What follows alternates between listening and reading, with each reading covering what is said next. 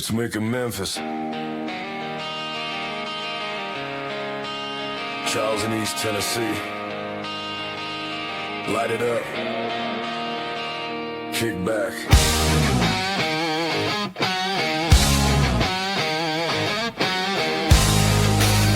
This is the real smoke quartet. 2 mics, 2 chairs, same sky, different air, long ash, slow burn. Every story takes a turn. Thursdays, 8 o'clock. Let the week just unlock. From the leaf to the glass, we're talking good times at last. This is real smoke, real smoke. Turn it up, let it roll.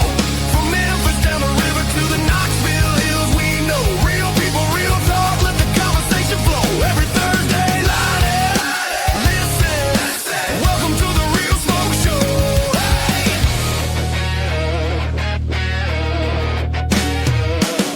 Cigars, small batch, perfect draw, perfect match. Whiskey whispers in the glass. Let the past and present clash. Legends, up and comers, late nights, long summers, behind the scenes, on the grind. We're getting into every side. This is real smoke, real smoke. Turn it up, let it roll. From Memphis down the river to the Knoxville hills, we know real people, real talk. Let the conversation flow. Every Thursday, light it, listen. Welcome to the Real Smoke Show. This episode may contain strong language, weak opinions, bad advice, and men speaking confidently about things they only half understand. Statements made should not be considered factual, morally sound, especially if they are drinking. Viewer discretion is advised. Welcome to the Real Smoke Podcast with your hosts, Mick and Charles, the podcast that's all about real people, real cigars, and real smoke. Coming to you live from the Real Smoke Virtual Cigar Lounge, bringing you the best of cigars, whiskey, and all the good times in between. It's more than just a podcast, it's a community of cigar lovers. So grab your favorite smoke, pour a drink, and join us as we dive into all things cigars, whiskey, and just having a damn good time. This is the Real Smoke Podcast. What's up, everybody? Welcome to episode 68 of the Real Smoke Podcast. We are your hosts. That man be the Mick, I be the Charles, and we have another fantastic episode lined up for you tonight. It's Women's Domination Month, and we got a kick-ass guest tonight. I'm excited. Are you? Could you tell by the video earlier? I'm excited. I could, man. I could. I fed off your energy. I'm ready. Let's go. Let's do this. Let's go. Tonight, Mick, what are we enjoying? Tonight, we're smoking the American Viking Cigar Company Unkillable. Wrapper, Habano, Jalapa, Maduro, Nicaragua, Binder, Esteli, Nicaragua, Filler, Condega, Esteli, Jalapa, Nicaragua, Ometempe. Price is right there on your screen. And again, that's brought to you by 13 Knobs. And let's welcome to the screen Miss Amanda Bryant, Miss Moonshine Queen herself. What's up, lady? Welcome. Thank you. I'm just banging shit. Sorry. Off to a great She's start. tearing down the house. She's tearing down the house. Love it. Thanks for joining us. I know it fell through a little bit last year, and things get busy for all of us. But I'm so glad we could actually make it work this year. I mean, you've had a pretty big couple of years here, and we're excited to see what's in your future and kind of backtrack like we always say and see where you started. So, Thank you. Yeah. So welcome to the show. I know you were in my neck of the woods not too long ago, literally right down the road. But where are you now? I heard you had to travel a few hours. Where'd you end up? Yeah, I drove from Newport to Dahlonega, Georgia. So that's where we do my classes from. And I have one early tomorrow morning. So had to drive in here, make sure I'm here, because without me, there's no one to teach a class. That's awesome. So I've been watching you. I'm just going to say, I've been watching you do all the classes and stuff like this. And that is something I seriously need to get involved with and come and do one, because they look fun, but they would let me geek out on something. I mean, Yeah, we both they are love, really, really fun.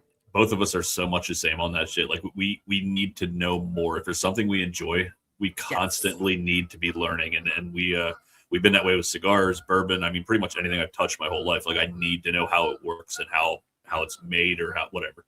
But before we go too far off track, I did want to ask you too. The one thing I saw when I was kind of doing a little research was that you're originally from Pennsylvania. Not sure you still live there. I'm originally from Pennsylvania as well. Where did you? And we can talk about where you grew up, obviously. But where did you mainly live when you were in Pennsylvania? So yeah, I do still live in Pennsylvania. I live in the Poconos right now, Okay. but I'm originally from Philadelphia. Okay, I was about an hour north of Harrisburg. I was like dead center of the state between Philly and Pittsburgh. So yeah. Yay, man. I love it. Yep. 40 plus years of living there. And then my job brought me to Tennessee. And I got to say, I do love Tennessee as well. So, I mean, but Pennsylvania will probably always be home. I just hate winter there. Hate winter. So it is what it is. Yeah, it's rough some winters. I do love Tennessee as well. I get blessed to be able to work there. So I can travel back and forth and I get to, experience the best of both worlds. Very cool. Well, looking in the chats right now, we have a lot of people when the Destination Cigar Lounge came up. People started talking about where they're from. We have West Virginia in here. We have Bluntville, Tennessee. Mick and I we like to say we are I-40 apart from each other. Literally, I am the last stop before you get into North Carolina. He is the last stop before you get into Arkansas. So we are literally on the polar opposites. We are 7.5 to 8 hours apart, still in the same state. So, yeah. Don't know anything about Pennsylvania. Haven't been there. Neither one of us are volunteer fans. No, it's the volunteer state. It's the volunteer state. That's what I meant. I get that. My bad. So Mick already started talking about Pennsylvania and where you live. So let's go ahead and travel with that. Let us know where you grew up. Let us know what it was like growing up, where you lived, and what was a young Amanda like when she was when she was a child. That's weird. I don't know that anybody's ever heard any of this. So, this is wild. Breaking news. I was born in Philadelphia, and I grew up in Port Richmond. Okay. So we're like right on the Delaware River there in North Philly. And I was a good kid, straight A student. Like, I got hundreds, distinguished honors, presidential I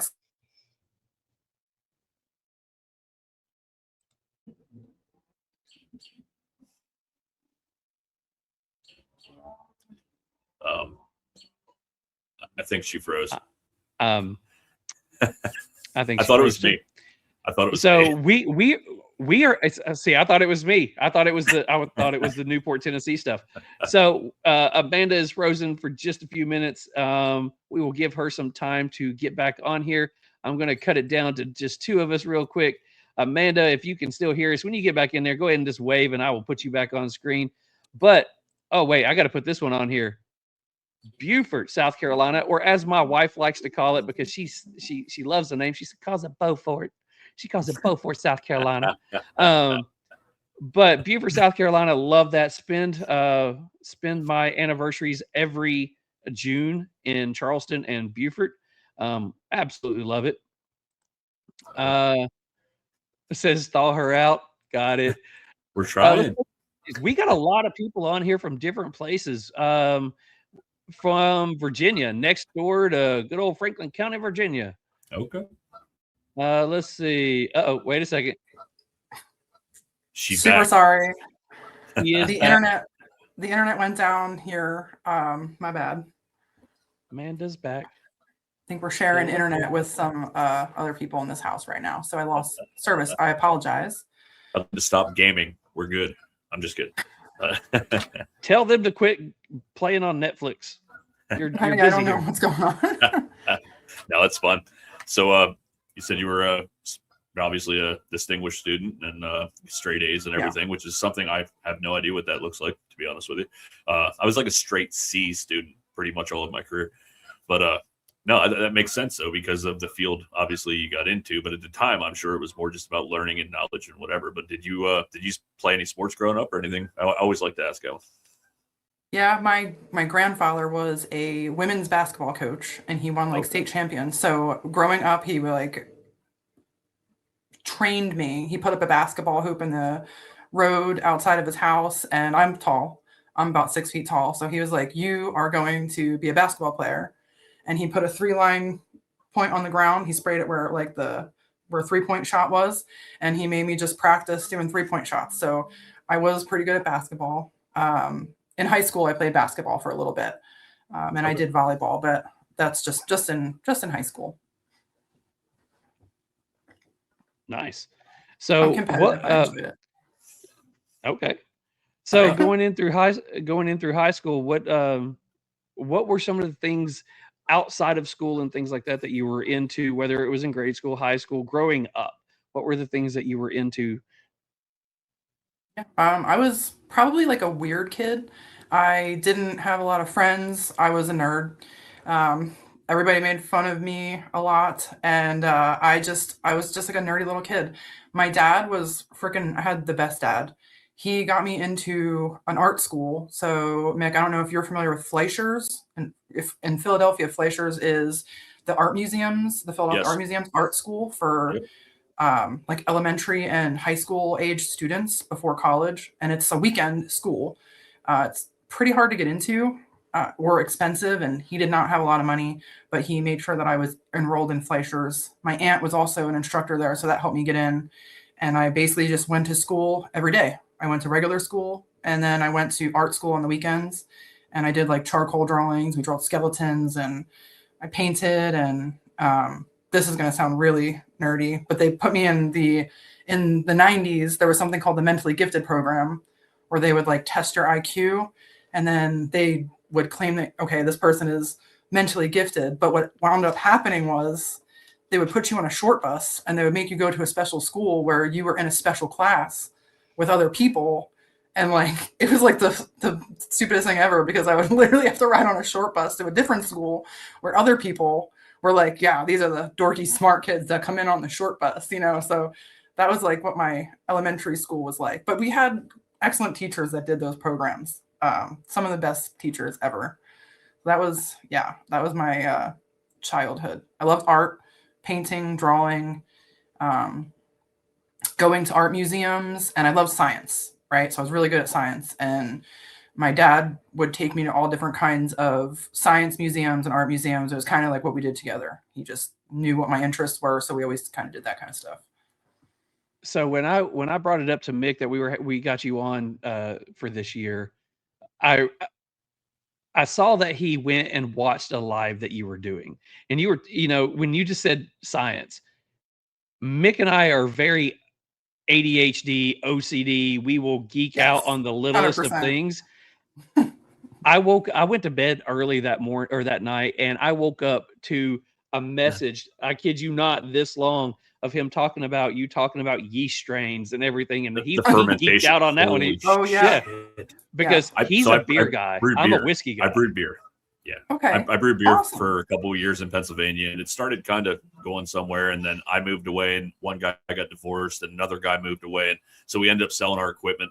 But anyway, I still have a love for brewing and the science behind it. So when I started, I don't do a lot of research for these shows. I make a couple keynotes of things that I want to ask and don't want to forget to ask. But I kind of, like I told you in the green room, I want to let the show kind of talk, kind of speak for itself and go whichever direction it goes. But that being said, I started watching one of the videos because it popped up on my Instagram, on my YouTube, that you were talking about those yeast strains. What a show that was. Like, I was like, that guy, I can't remember his name, that was on the show with you, that he's like the mad genius that like he was showing strains of yeast and all kinds of Yes. He's unbelievable. Like, he knows so much. That was Michael Dombrowski, and I call him a master yeast terrier. He's also a distiller. And then my friend Wayne, who the host of the show, is a still builder, and he's also an excellent distiller. So that's the kind of content that I make, where I just nerd out. And I have ADHD, like you guys say. I'm like obsessive compulsive about things. I hyperfixate on stuff. And the group of my friends that I keep nowadays, we just like get together and just go down rabbit holes about really nerdy science stuff. And sometimes I have to remind myself, like, reel it in, Amanda, because not everybody is as excited to talk about things like yeast strains as you are, but we have fun. I did get lucky when we moved down here. We met friends that are also they're home brewers, and they love the craft beer world, and they love finding the next great thing. And we constantly nerd out over beer and stuff like that. And it's something we connect on, you know. And we got super lucky when we moved down here because I moved away from my friends that tolerated me talking about that shit all the time. So now that we moved down here, we actually met somebody that's as much into it as we are. So it's pretty cool. But I know what you mean. It's when you find something you love and it really intrigues you and interests you, there's no stopping it. What lengths I'll go to find out more information on it. So that's really cool. Yeah. That's all. Yeah. See, that's like That's my cool, wife yeah, and very I, cool. we are really big into, I grew up in Kentucky a lot and I fell in love with the bourbon industry. Yeah. We go to Kentucky and spend days up there just touring distilleries that we've toured 12 times before, that we could tell you what the mash bill of that distillery uses, because we like to hear the people talk about it. And we end up going through those rabbit holes as well. And what really got me into it was history. What really Yes. got me into, you know, into following you wasn't the show that you're on. We'll talk about that. It was when I ran across you. I forgot what I was doing, but you started talking about moonshine and started, you know, talking about that process and knowing that, where did whiskey start? It was the moonshine. And it was like, this is what I like. So that took me down my rabbit hole. So let's go back into it. After high school, where did you go? Oh, okay. So this is where my story just derails from probably everyone you've ever interviewed, because We like it. my life becomes very unconventional, even during high school. My dad passed away when I was young, and that period of my life as a teenager, even like into my early 20s, we struggled through a lot of hardships. And I actually dropped out of high school twice. I had to drop out once. I started working. I still attended school, but I was missing so many days of school that even with distinguished honors, they unenrolled me. If you're 18 years old, and my senior year of high school, if you're 18 years old and you miss so many days a semester,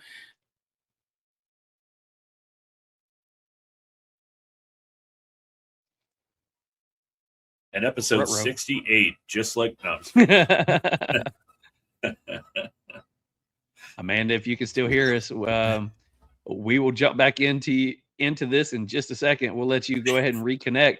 By the way, go tell whoever is playing on their Xbox or whatever, or their PlayStation. Wait, I think she's back. Here we go. I'm back. Yes. It says we were connected the whole time, so I apologize. I don't know what's going on. It's all right. It's been me before. so- You're good. You're good. It's usually Hello. me every week, so you're great. So sorry about that. I hate when things are screwed up on my account. right. So So where we left off was I think the last thing you said was, even though you have high honors in school, if you miss so many days, they Yes. unenroll you. correct, yeah. Even if you don't want to be unenrolled, they will unenroll you due to attendance. If you're 17 and you miss that many days, then you're delinquent, and they'll come after your parents. If you're just about to be 18 or you're 18, they can just, boom, unenroll you. They'll warn you, and then they unenroll you. So when I was 18 and then turned 19, I actually re-enrolled again, and I went back to attempt to graduate again, because I never imagined that I would drop out of high school. And then if anyone is watching who's young and is thinking about going to college or in high school, I really highly recommend that you stick to your grades and you graduate and you go to college, because you do not want to work in the school of hard knocks like I did. I think it distinguishes, it gives you character, but it wasn't an easy journey for me growing up. I became a roofer basically right out of, like, in high school. When I was 17 years old, I started roofing. And I wasn't proud of that. I really planned on continuing my education and doing something great with my life. And I felt like I was never going to be able to achieve that at that time. In my, teens, 19, 20, my early 20s, I just went to work every day, came home exhausted, and felt like I had failed at something, right? I was working hard and I took pride in my work, because it's like one of the things you can do. Like, you can put food on the table, you can put a roof over someone's head. So that is like something that I was always proud of that I did. And I loved roofing. It was a great job. It paid well from a young person who was, didn't have a college degree. I also got into the restaurant industry, me and my sister both. So during the day, I would work at a fine dining restaurant with my sister, and then, during the day I would roof, and then at 4 o'clock I would go to the restaurant and do the night shift at the restaurant, bartending. I started as a busser, then I was a server and a bartender, and eventually I was like an assistant manager at a restaurant near where we lived. So I cut my teeth in the restaurant industry and the hospitality and bartending and cocktails and spirits. My customers used to laugh because they would say that I came to work and I dress up nice in the bathroom at work, but I would still have gravel in my hair from ripping shingles all day. But it was just a way for a young person to have security. You're taking care of yourself and other people, to have multiple sources of income. It just made me feel stable. So I worked really hard, and eventually I had 3 jobs for quite a bit of time. So that's my teens into my early 20s. So let me ask you, so the roofing, I mean, that's not typically a female job either. And I mean, obviously, I'm sure you had some guns on you after that. Yes. Because you have to, carrying 70 pounds of shingles up. So it kind of seems to be your MO. Am I froze? Gosh dang it. I think so. Yeah, but I'm still okay. I was about to say, proud, we can still hear you. Yeah, Oh, I can hear you. All right, I guess I'm out and back in. I'll see you guys in a minute. Okay. Dang, we're just striking out today. All right. So I guess what he's getting at is, one, as he said, it's not something you would typically think for a female to get into. My question was, how did you land a roofing job? Did you know somebody in that, or was it something that you were like, hey, I want to do that? So I'm trying to remember when exactly, but for a period of time I lived with one of my best friends, and she was adopted by her uncle. And I lived at the house with her and her aunt and her uncle. And her uncle owned a roofing company, ABC Roofing. And he knew I needed work, and I was out of school. So I didn't have a vehicle. We lived in the Poconos, so it's not like there's no bus or transportation. And he said, listen, I'll give you a job. I can take you to work and bring you home. I can give you a paycheck. And he hired me to do landscaping and clean up on the job site. So maybe not even an entire week that I worked for him, but the first week I worked, he pulled me into the side. We had lunch together, and he's like, listen, I'll be honest with you. You are just outworked every person here, all of my guys, and my son, including you're outworking my son. He said, so I don't feel like I can pay you $10 an hour. Do you think you feel comfortable getting on a roof? I can pay you $20 an hour. And I was like, heck yeah, I'll get on a roof. And he's like, do you think, we'll show you what to do. And if you're comfortable doing it, I'd rather pay you as a roofer, as one of like the roofers. So that not even 1 week into it, I started doing that. And they taught me how to rip shingles and lay shingles. And that's what I did very quickly. I think that's been my work ethic my whole life. Like my dad instilled that in me as a child. He used to say, and I didn't know what he meant when I was little, but he used to say, I don't care if you're shoveling elephant shit, you'd be the best damn shit shoveler. When I got older, I realized, and I applied that to everything, right? But as I got older and I started working, it just was like second nature to me. Like I just was like, we just be the hardest worker in the room. That's like the secret to life, is be the hardest worker in the room. Young people ask me for like advice in the distilling industry, and the best advice I can give them, it's hard to be the best at things sometimes, because there's always going to be somebody who might be better than you. But in your room, or in the group, in the circle that you're in, all you have to do is work the hardest.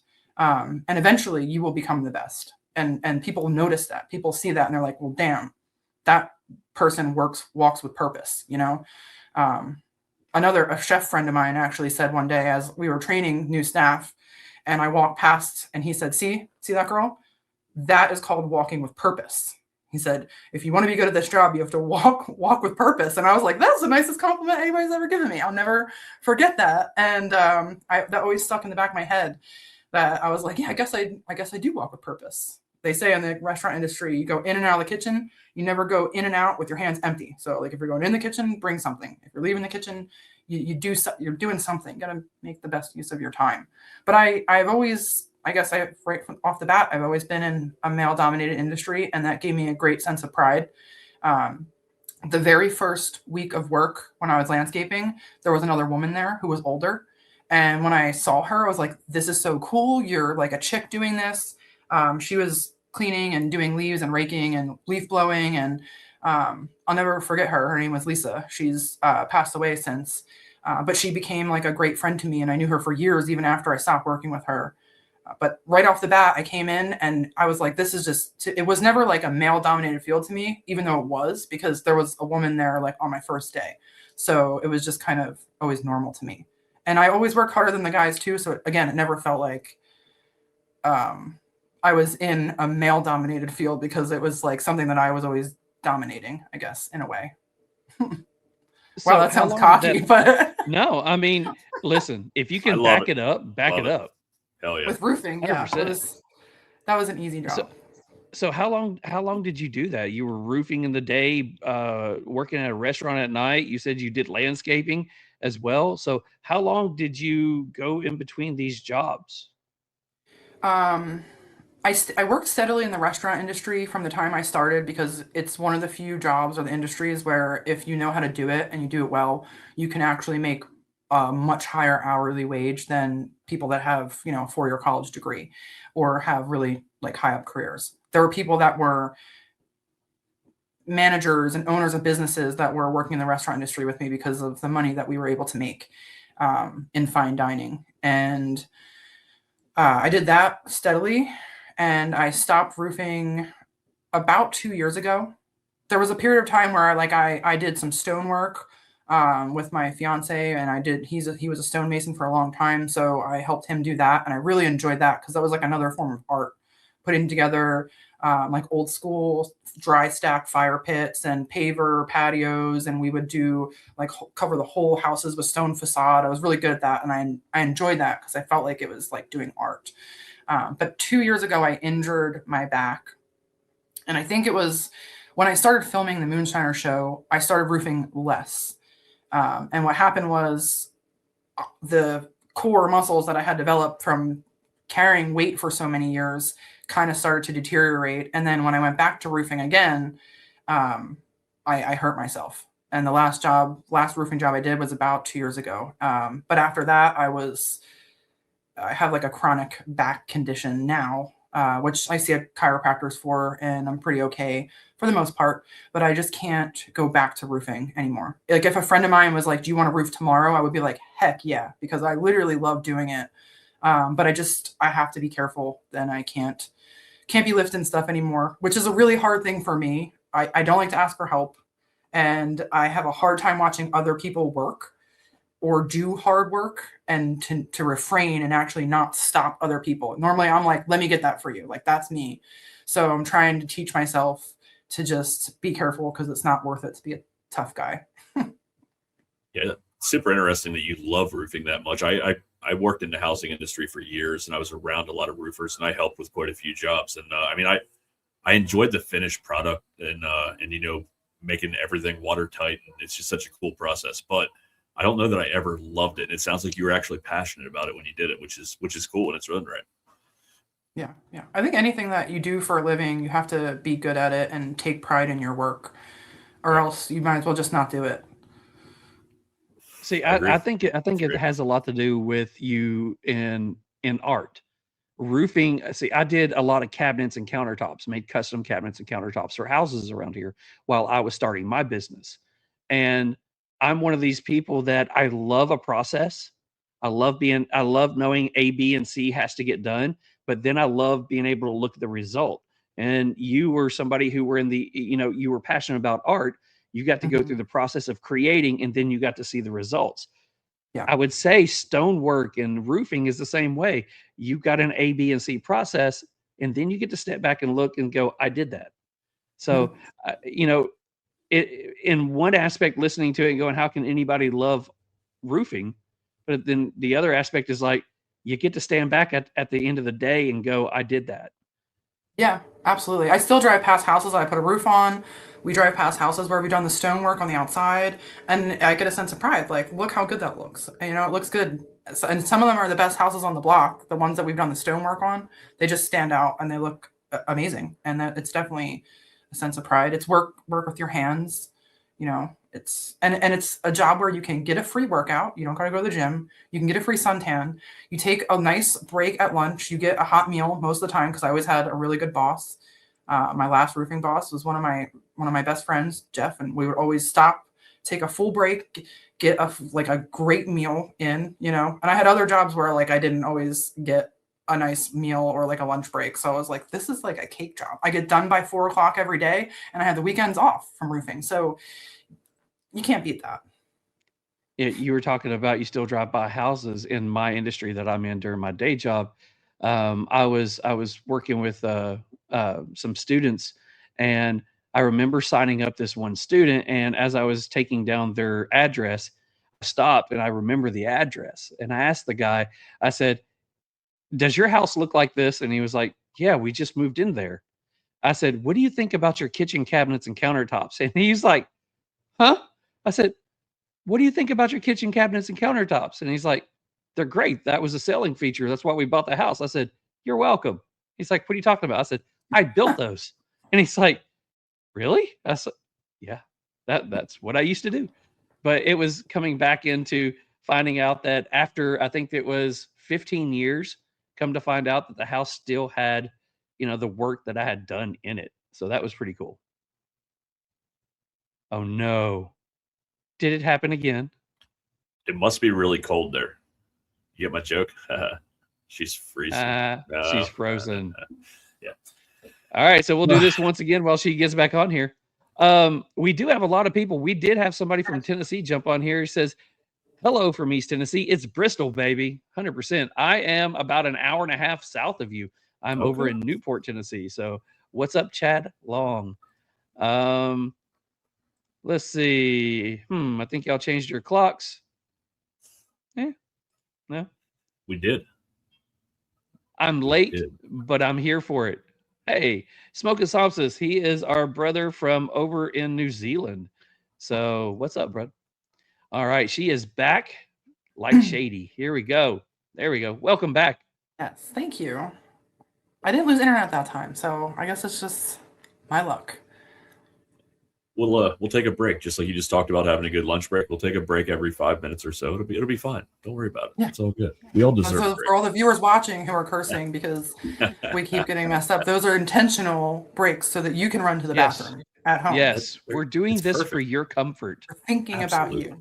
It's all scheduled. We got this. All right. So you said you were working up to 2 years ago. So how does going from restaurant work, roofing, and landscaping bring you into moonshine? Right. How does that happen? I would say I found distilling, but I think distilling found me at a time where I really needed it. And from the moment I saw it, I was captivated. And I was just like, I need to know everything. And you guys talked about that before. Like I helped out on my American Legion.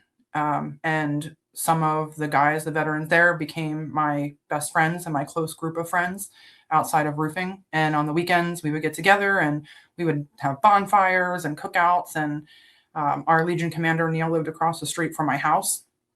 He was my best friend and for a long time. And one day he pulled this little like Vever, which we call it like a Betty Crocker still or like a little pressure cooker still, and threw it on the counter. And it was like a surprise. I didn't even know he was going to do it. And he's like, we're going to make some moonshine today. And my mind in that moment, right, to see him do this, because I was there all day, I'm there all the time, but to see him just pop this out of nowhere, I was like mind blown, literally the definition of mind blown. And I was just a million questions.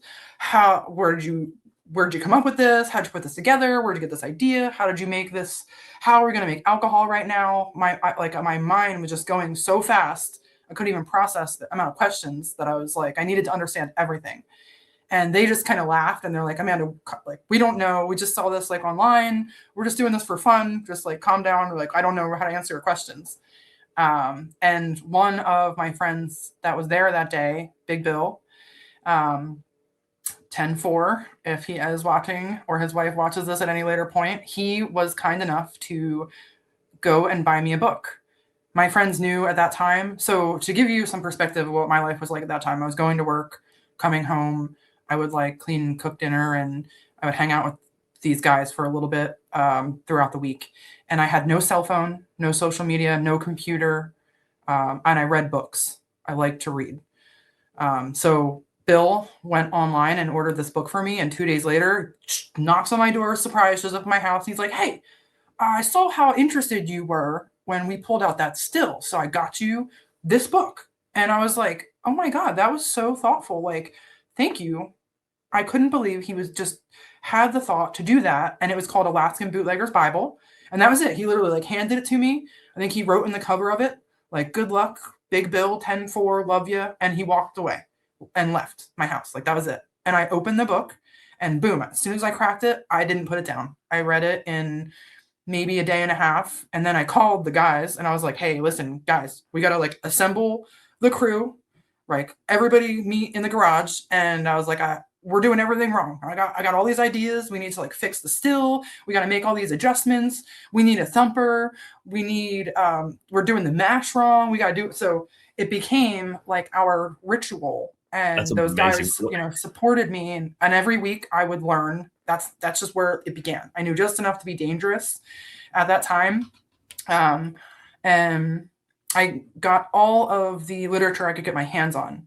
I still did not have a computer or social media. And I just got books and I read distilling books, and I would go to bookstores and I would look for old books on distilling because I didn't go to college, right? So when I dropped out of high school, it's a big thing is I never went to college. I never continued my education, and I began to learn how to distill. And what I learned was there's a ton of science and history, and you can endlessly educate yourself on the topic of distilling.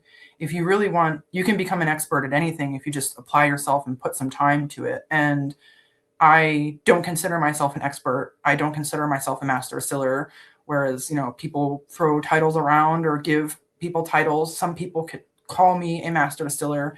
I appreciate that, but I don't consider myself a master distiller. But I would consider myself a lifelong student of the craft. So I believe that you could spend your entire life applied at educating yourself on this craft. And there are limitless techniques and pieces of history and regional spirits and techniques and things that you could never learn everything there is to learn in this craft. What year was that you found that interest when you started actually just trying to put timeline together for now? That's a great question. In my early 20s. Okay. I don't know exactly what year, but it was like maybe 23, 24, somewhere around that time. And the learning's never stopped since then, apparently. I mean, it's just, that's I know that's what we said. It's amazing how much we have in common on stuff like that. Cause once we find something, we're in there and we want to know more about it. So that's awesome. Yeah. Those guys gave me like a place to distill, and they encouraged me, and they called me the professor. So it became like I would learn new things every week, and I couldn't wait to then go and apply those things.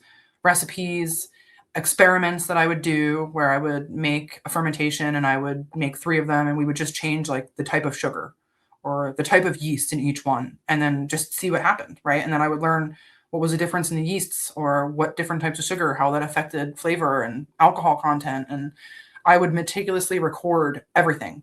I have some books that I wrote notes in when I was learning how to distill, and I go back and I look at them now, and I teach my students to record like that because it helped me to gather a really solid understanding and then have something to look back on to compare it to. Like every run, I recorded every detail, what temperature the still was running at, when that changed, how long it took to, distill volume of a quart at a time, how many minutes, when we made cuts and everything. And then I could go back and compare 20 different runs together, and I would learn something.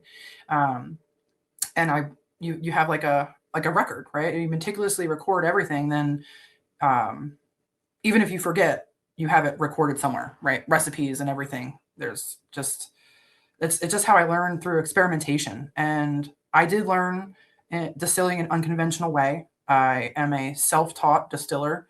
So through reading, experimentation, I gained a unique perspective on the craft of distilling, maybe different than some people who have a formal education or who went to college and have some kind of a degree. Even people who began working in the distilling industry without the college education when they're trained up from the beginning and they're in that industry. I've friends with lots of people, but I somehow like think outside the box in a way because I distilled by myself, not knowing any other people in the industry or distillers or moonshiners or anything like that for years, like a very long time. I was just in my own little bubble, loving what I was doing and, doing it to the fullest. And I think distilling became my way of educating myself. And it made me feel fulfilled when that was a big thing that I was lacking in my life. And I was being really hard on myself because I didn't go to college. I didn't continue my education and I wasn't achieving anything and I wasn't doing anything really creative. But it became my art form, a sense of community, and how I was educating myself essentially. And it was just something that I couldn't stop at that point. So I'm going to, before I ask my next question, I'm going to say, hey, there are a lot of people chiming in. If you notice, I keep, as somebody who is ADHD, I see your eyes glancing down. I don't mean to get you off track, but I do want to let everybody in the chat know that, hey, we do see where your comments are. Yes. And we're putting them up there. So thanks, guys. Keep commenting. There's so many of them on here. Do us a favor, guys. If you are on Instagram or you are on YouTube, go give us a follow. I know there's a lot of people there. We have quite a few people on the Real Smoke socials in here right now, but we do have a crap ton that's on your socials that are on here right now. So guys, if you don't care, run over to our socials, give us a follow. Even if you got to dip out for just a second and miss some of the fun, come right back, but give us a follow. So and thank you everybody that's in the chat commenting and asking questions and for watching. I appreciate your support as always, because wouldn't be here if it weren't for all of you guys and girls. 100%. And what I love right now is somebody made the comment that they took one of your classes, and we're going to go into that here in a little bit. But now you have people in here posting class of 007, and then you have class of 008. So that is so awesome to see that one. Cool. That is incredible. Guys. And then people saying that they're coming tomorrow to see you. So that is awesome, guys. Keep posting that stuff in there. That's so cool. So my question, I love the fact that, you identify as nerding out on this stuff. So you go back to these guys that's in your crew and it's like, we've got to do all of this different. We've got to do this and this and this. So in the first stages of you actually honing this craft, what were some of the things that you were like, holy crap, this is working? And what were some of the things that were like, I cannot figure out what's going wrong? Yeah, that's a good question. So for me, I was driven by, I had an understanding early on that what you feed the yeast is the type of alcohol that you make. And again, this is something maybe different than people that are in the legal distilling industry, because home distilling or backwoods, moonshining, illicit distilling, we're using quite a good amount of sugar. And it's for a good reason, because most of the time our equipment is with direct heat. We're using direct heat with propane, flame, or an electrical element. So we can't have as thick of a mash. You can, but it's something that you have to practice at making, which is why I teach that in my classes. But the necessity of using sugar is a big part of what we do for home distillation, because it contributes fermentability and gives you volume that is liquid, essentially. There's no solids in the fermentable sugar once it's dissolved in water. So for me, I was always chasing flavor and trying to figure out how to improve the flavor and quality of my spirit, make it taste more like corn, make it taste more like wheat. How do I make it taste more like apples? And I think I was manually, monitoring distillation and reflux and fermentation on such a micro level that I was able to study it. Like my hobby was just distilling experimentation, and trying to see what different things like cane sugar, brown sugar, molasses, right? If I use all three of those, how does that impact the flavor of a spirit? How does that affect the fermentation of a spirit? And another thing that I did struggle with when I was learning distilling was making cuts and cleaning the still, right? So I always was obsessed with, I felt like I could taste, and if anybody's out there, this is interesting for my distilling people watching. Everybody asks this, how often do you clean the still? Well, I felt like I could always taste the still or the copper. It sounds crazy, but I have a really refined palate and I can taste lots of things. I can identify lots of different brands of whiskey and ingredients in something. And I'm sensitive to things. So I can always taste the still. And it can happen quite often with other people that ask me to taste their products. I'll taste the still very often. So I was cleaning my still after I distilled, and I was cleaning it before I would distill, just to make sure it was as clean as possible. But what I learned that I was doing is I was disturbing the seasoning. And your copper pot still is like a cast iron pot, where like you don't take your cast iron pots and put Dawn dish soap and a scrubby pad in there, because you're gonna remove all the good stuff. So when you disturb the seasoning in your copper, you then, on your next run, essentially you're stripping that back out, and you will taste it a little bit, maybe not a lot, and maybe not everybody would taste that, but that was something that I struggled with in the beginning. And then I read something that in Ireland they clean their stills twice a year, or sometimes maybe once a year, and I was like, wow, I'm going about this all wrong. So I stopped obsessively cleaning my equipment, because distillation, the heat sterilizes everything for you anyway. And most of the stuff that's on the inside is copper sulfate, the black stuff on your still. It's supposed to be there, so you don't need to scrub it out. And if you do, you're disturbing it, and you're going to taste it in your spirit. There's just like a lot of trial and error things that I did not have a mentor to teach me these things, and I didn't have resources to call to ask questions when things went wrong. So I was really left to my own devices to kind of figure it out. And that's why my brain works like it does. Whenever there's an anomaly, I have to understand that anomaly and figure out.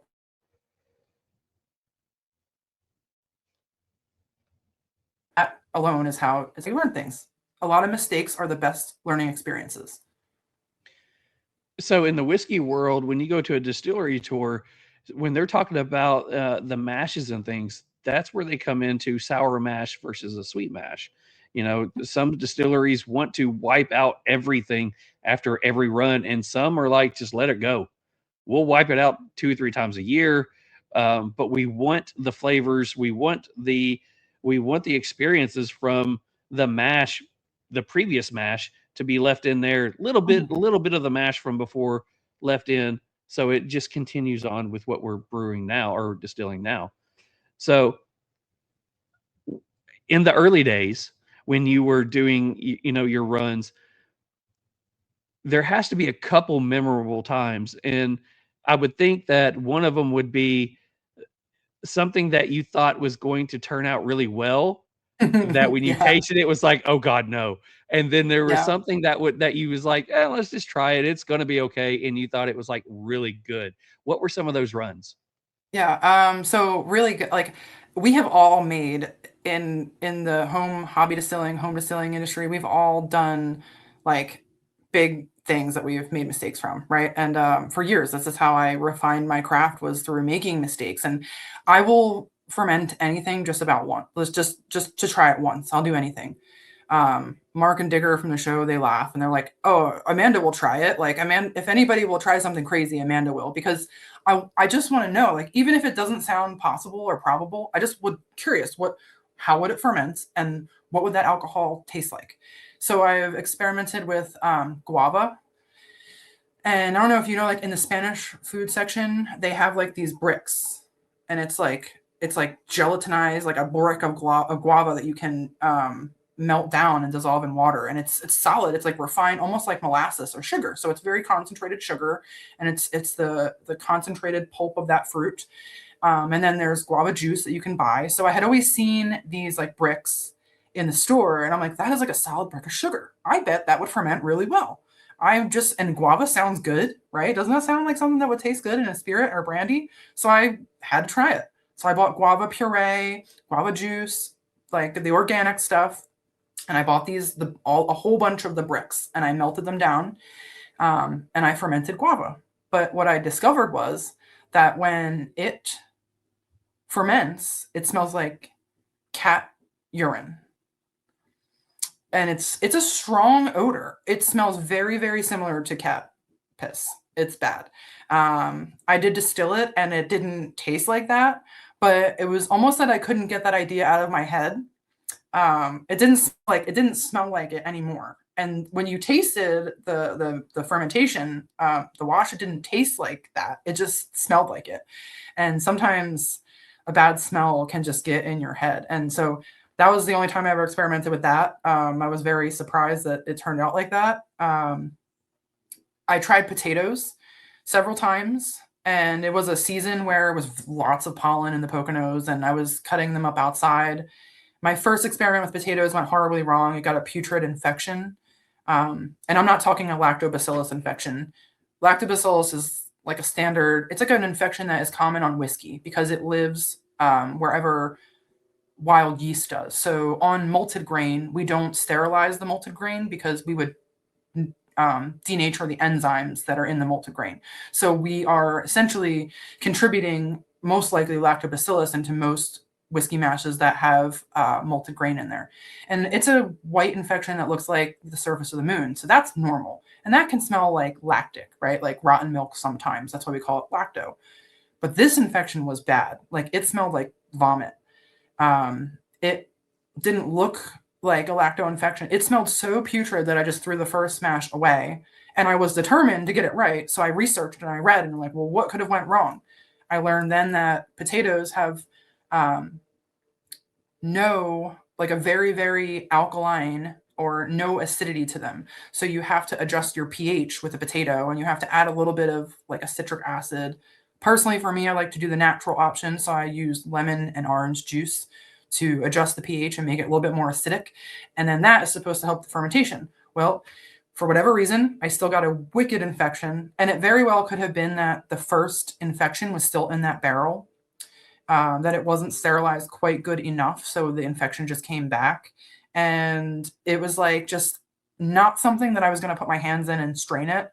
And it defeated me, right? Like I was like, that's it. I'm just done with potatoes. So people ask me like, what are things you hate to ferment? Number one is potatoes. Number two is bananas.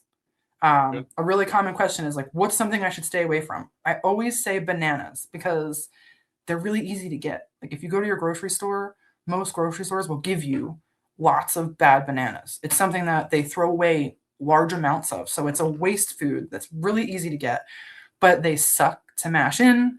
They suck to ferment them. They suck to strain them. And generally speaking, the brandy from a banana does not taste very much like a banana unless it's artificially flavored somehow. If you're drinking banana anything, that is artificial flavoring. I'm sorry. Bananas suck.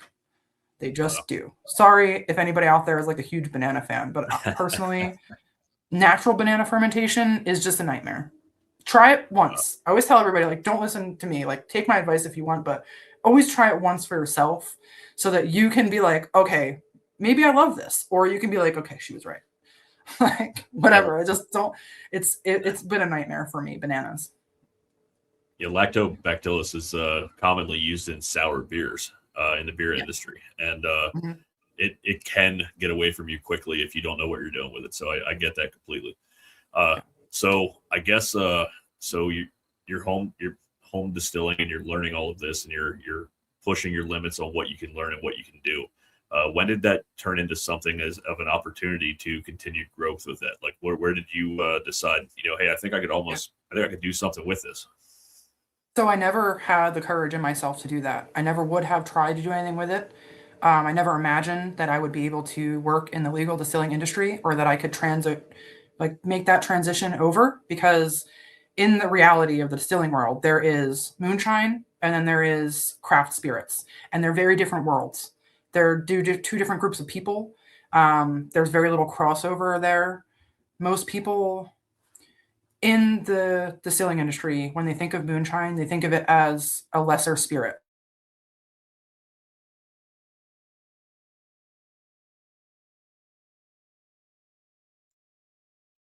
Now, ladies and gentlemen, this is a scheduled pee break for all of you with short bladders. So if you need to take a moment to go and take some time for yourself, go ahead and do that one. Really quickly, we do have a lot of people. Yeah, we do have a lot of people in the chats right now. Frank says, I fermented taro root through enzymes with pitch my yeast. Okay. So now I'm distilling with coconut chunks and coconut water. So let's Very cool. So let's jump back. Here we go. She's back. Thank Okay. you, everybody, for taking that moment to go and use the restroom. We Right. appreciate it. Now we're back to our scheduled programming. What was I saying? Oh, so this is something that I like to try to voice, is that because it's my industry, right? Craft distilling would not exist without hobby distilling or home distilling. And a lot of the people in the legal distilling industry look at home distilling, hobby distilling, or moonshining as a lesser form of distilling, something that is not up to quality standards because it's not regulated, right? Because we're not following rules and regulations. And that's not to say that because of that, some people do make a lesser quality spirit. But on the same hand, some people make an excellent quality spirit. And to compare that to the legal distilling industry, you can go to the liquor store and you can buy some pretty terrible bottles of liquor, and you can buy some really good ones. So there's good people on both sides of the industry. And for me, what moonshine is the definition of moonshine, right? So here's a heavily debated topic. What is moonshine? What is a moonshiner? The definition of moonshine is a spirit that is distilled outside of a legal distillery. People get confused about this too as well, because you can own a legal distillery, but that doesn't make you a legal distiller. That's not really a title, a legal distiller. You don't get a permit that says I can make alcohol wherever I want. A distilling permit is applied to a building. You submit blueprints of a building to the TTB and you say, these are the confines of my building. I want to bond this area. This is where my still is. Here's a picture of it. Here's the schematics of it. Come and check it out. It won't move from here. And I'm going to make this much alcohol. Here's my plan. This is what I plan on doing. And then you record everything you're doing. If at any time you break any of the many laws that the federal government has in place or the state, then you are essentially distilling outside of the realms of the law. The definition of moonshine is any alcohol made outside of a legal distillery upon which taxes are not paid. So the fact that it's untaxed is a big thing. And it's commonly clear, but not always, because you can post-distillation age or flavor moonshine. Some people think moonshine is just corn liquor. It's not.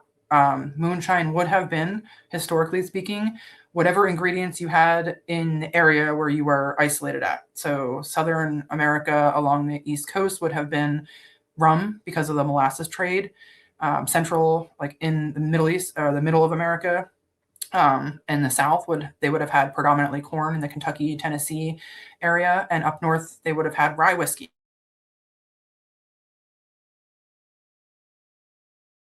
You were very isolated. You would bearing trees to produce brandy. So really, whatever you had access to, and distilling was never in America. Craft distilling, we call it craft distilling now, but home distillation was a common thing.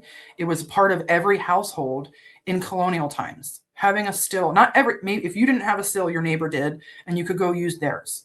But farm distillation was a part of being self-reliant, right? Like if you go and you hunt for your food or you grow your own crops and you make your own bread. Well, farmers relied on distillation on their property to preserve the grains that they couldn't sell, the fruit that was going bad. They were able to get more money for the product. A bushel of apples was worth a lot more as a bottle of brandy than the bushel of apples was worth. And it was easier to transport and store that. So home distillation has been a part of our history in America since the beginning. And moonshining is there has been moonshining for as long as there has been legal distilling. So there is definitely a divide in the industry, which is hard for a lot of people to get over that hurdle. And I was well aware of that. You can't walk into a distillery and say, hey, I make moonshine. I'm really good at it. Will you give me a job? Because most of the time they're going to laugh at you. I know people that are in the legal industry now and they're struggling to get recognized or to progress in the industry. They want promotions and they want more hands-on responsibilities. And a lot of my home distilling friends who are very good, they want to work in the legal industry, but it's difficult to make that hurdle. I was very blessed.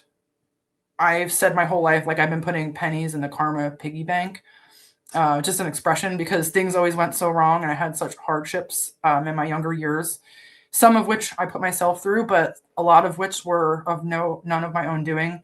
But I've always said that I'm put pennies in the karma piggy bank, and like eventually, right, one day, this has to pay off. Like something I'm doing eventually will go right.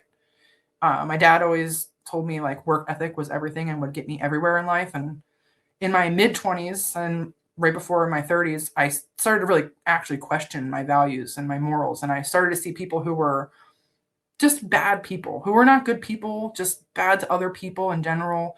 They got ahead and I didn't. And I always wondered, like, is it true that like do the right thing, always do the right thing, treat others as you want to be treated? I started to question, like, maybe that was not the best advice, but he was right. And I kept doing like the right thing, working hard, being a good person, and eventually it did pay off.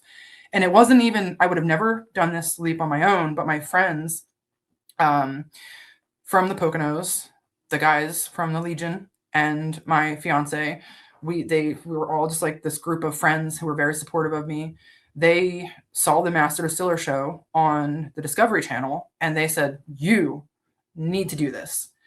All right, so that's kind of where I'm going with my next question.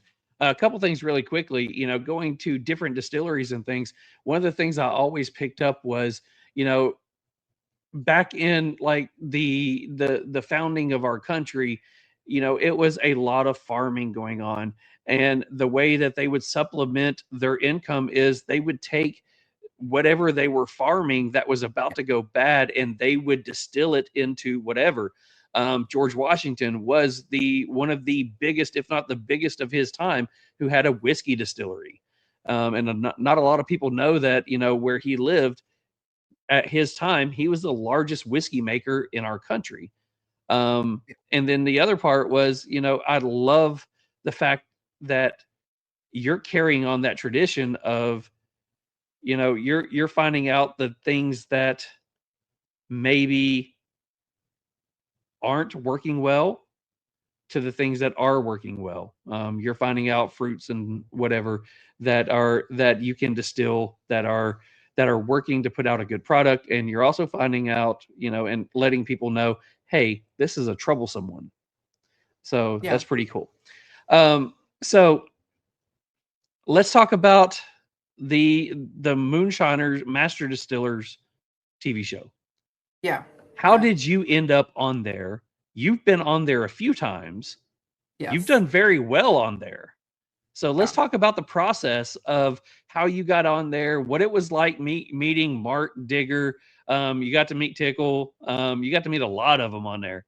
What was that process like? So it's interesting how I got on. My friends basically were like, "You need to do this." I, at that time, still did not have a cell phone.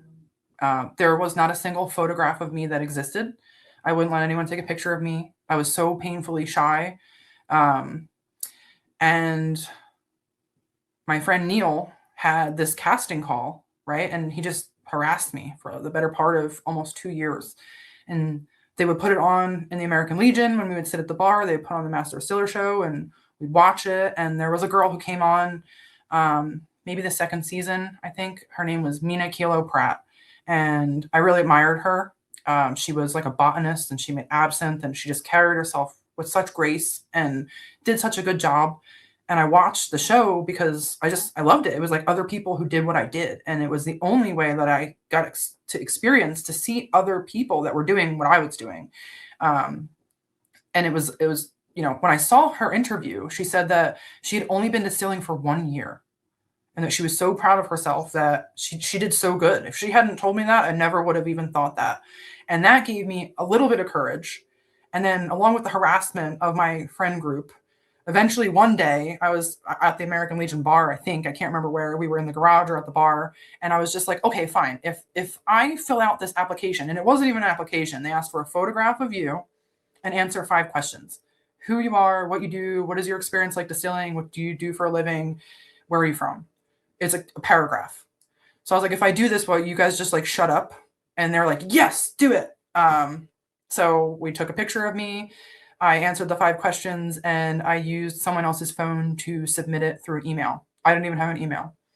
And I thought that would be the end of it. They could leave me alone and I would never hear back from Master Distiller. About 6 months went by and we're eating dinner, and I get a call on the house phone from New York, and we like didn't answer it, so we went back and checked the voicemail later, and or maybe it was on my fiance's cell phone. I can't remember, but there was a voicemail from someone in New York, and then I listened to it. He's like, "You have to listen to this. This is crazy. This is the Master Distiller show is calling you." And I listened to the voicemail, and I probably cried because I was so scared at the time. But I can remember just being like, "Oh no, this is awful," because I didn't think they were going to call me back, and I didn't think I would ever be able to get the courage to put myself on camera or do anything like that. It's very vigorous interviews that you go through, and it's a long process. You have to film, prove that you can speak on camera, prove that you can speak at least eloquently enough for them to be able to film you, have some kind of like a presence where maybe people like you, maybe people don't like you, and kind of just that you know what you're talking about. So I went through that whole process in the interview, and I remember the girl who interviewed me. She was so great, Jessica Pina. One time during like an in-depth, it was like a 2-hour long interview. She was like, "Amanda, stop for 1 minute." And I was like, "Okay, like what did I do wrong?" And she's like, "I want you to literally," she's like, "do this. Take your hand and give yourself a pat on the back." And I was like, "What?" And she's like, "Seriously, are you doing it? I want you to do it." She's like, "Because she's like, I mean, I can't say this." She's like, "But you're gonna come on Master Distiller. You are gonna pass through this whole thing." And she's like, "You're gonna win." She's like, "I just know it. I know it in my gut." And I was like, "Wow." And she's like, "But give yourself a pat on the back." She's like, "Because you deserve it." She's like, "Everything you've done and everything you've built up to at this point," she's like, you deserve it." And I needed to hear that. And I think I always remembered that she said that, and I always remember her for that. Daniel, I saw my friend just popped in. He was also very nervous about his process when he was going on Master Distiller recently, and he called me, and I gave him encouragement to just believe in himself, because that's what a lot of people, we can do so much if you just like, we have the capability of doing endless, limitless things if you just have enough courage in yourself to do it. Just do it. So I went through the process. I got on the show. I was shitting bricks. They put me on this is really funny. So this is a hilarious story. I was on a nut-infused spirit episode. And on all of my emails and correspondence, they knew that I made hazelnut infused alcohol, which I do. It's a traditional Polish spirit called orzechówka, where its translation is tincture of laden nuts. And there is no natural hazelnut spirit on the market. It's all artificially flavored, whether that be for a nut allergy or just the amount of money and time that it takes to make a true hazelnut spirit. It's not really efficient or practical in a large production scale, which is why I also love home distillation, because you can do so many things that you cannot do in the legal industry. You can really play with and experiment with and ingredients that would just be expensive or silly or wouldn't be practical, but you can do it just because you want to. But I did the nut infused spirit episode. They were calling it nut liquor. So in our emails, over the phone, all for about a month up until I arrived on set, and at which point they said, "By the way, this is no longer going to be the nut liquor episode because we can't say that on Discovery Channel. We are calling this the nut infused spirit episode." So we all just started cracking up, right? Because I was ready to go. I had all these puns ready. And it's really difficult to talk about a nut infused spirit without sounding dirty. I mean, I'm sorry. Like, just speaking about it in general, I was talking about clarifying a nut infused spirit, and they're like, "Yeah, post distillation, post nut clarity." And I was like, "Oh my God, like, no, I didn't say that." But you can see where you can go bad with this, but it was a lot of laughs that we had. How many outtakes were in that episode just because of the innuendos that were said versus, what got put on actual TV? So we don't do like outtakes or anything. With Master Distiller, they just film us doing it, the distillation. And then what you're seeing is about 1 hour edited together, chopped up. You see one hour long episode, and that takes us 1 to 2 weeks to film. There's 1 full day to mash in. It's a long day. Then there's a 5-day fermentation period. And then we come back and we do the stripping run, which is another full day. Then we're judged on the stripping run. which is very nerve-wracking for anyone who is going on Master Distiller. The most nerve-wracking part is the waiting period after you handed in your spirit and you're waiting to be judged. And for me, I was terrified. When I got on Master Distiller, I was terrified. Oh, to answer your question really quickly, they edit everything down so much so that they can remove whatever they want. And you just see a really small portion of all the work that is actually done. So it's not that we retake anything. We don't do that. We're just us, and we do what we do. And then if anything is terrible, they just don't show it. I was more meaning how many times do you remember like something was said that you're like, I'm so glad that didn't make it onto air. So in another episode of Master Distiller, I didn't say any. I know I'm very. How many careful. episodes were you on? That's a great question. So I was on the hazelnut episode, which I won. I was on a Thanksgiving special where we had to do like a Thanksgiving theme. I won that one.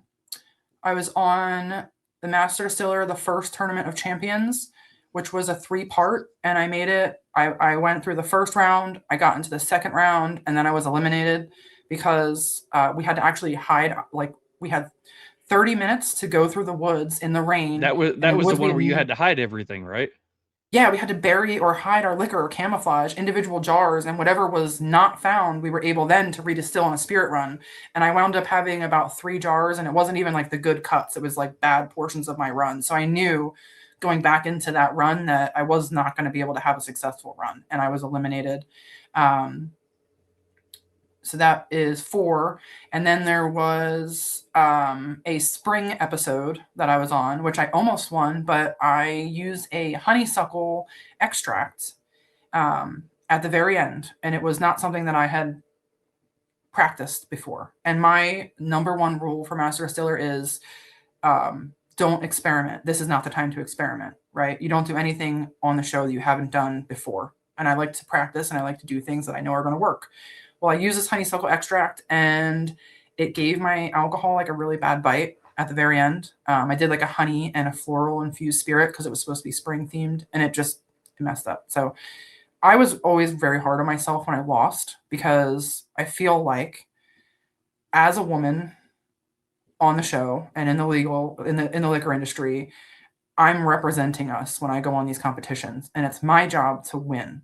And when I lose, or if I make any mistakes, it makes us all look bad in my mind, right?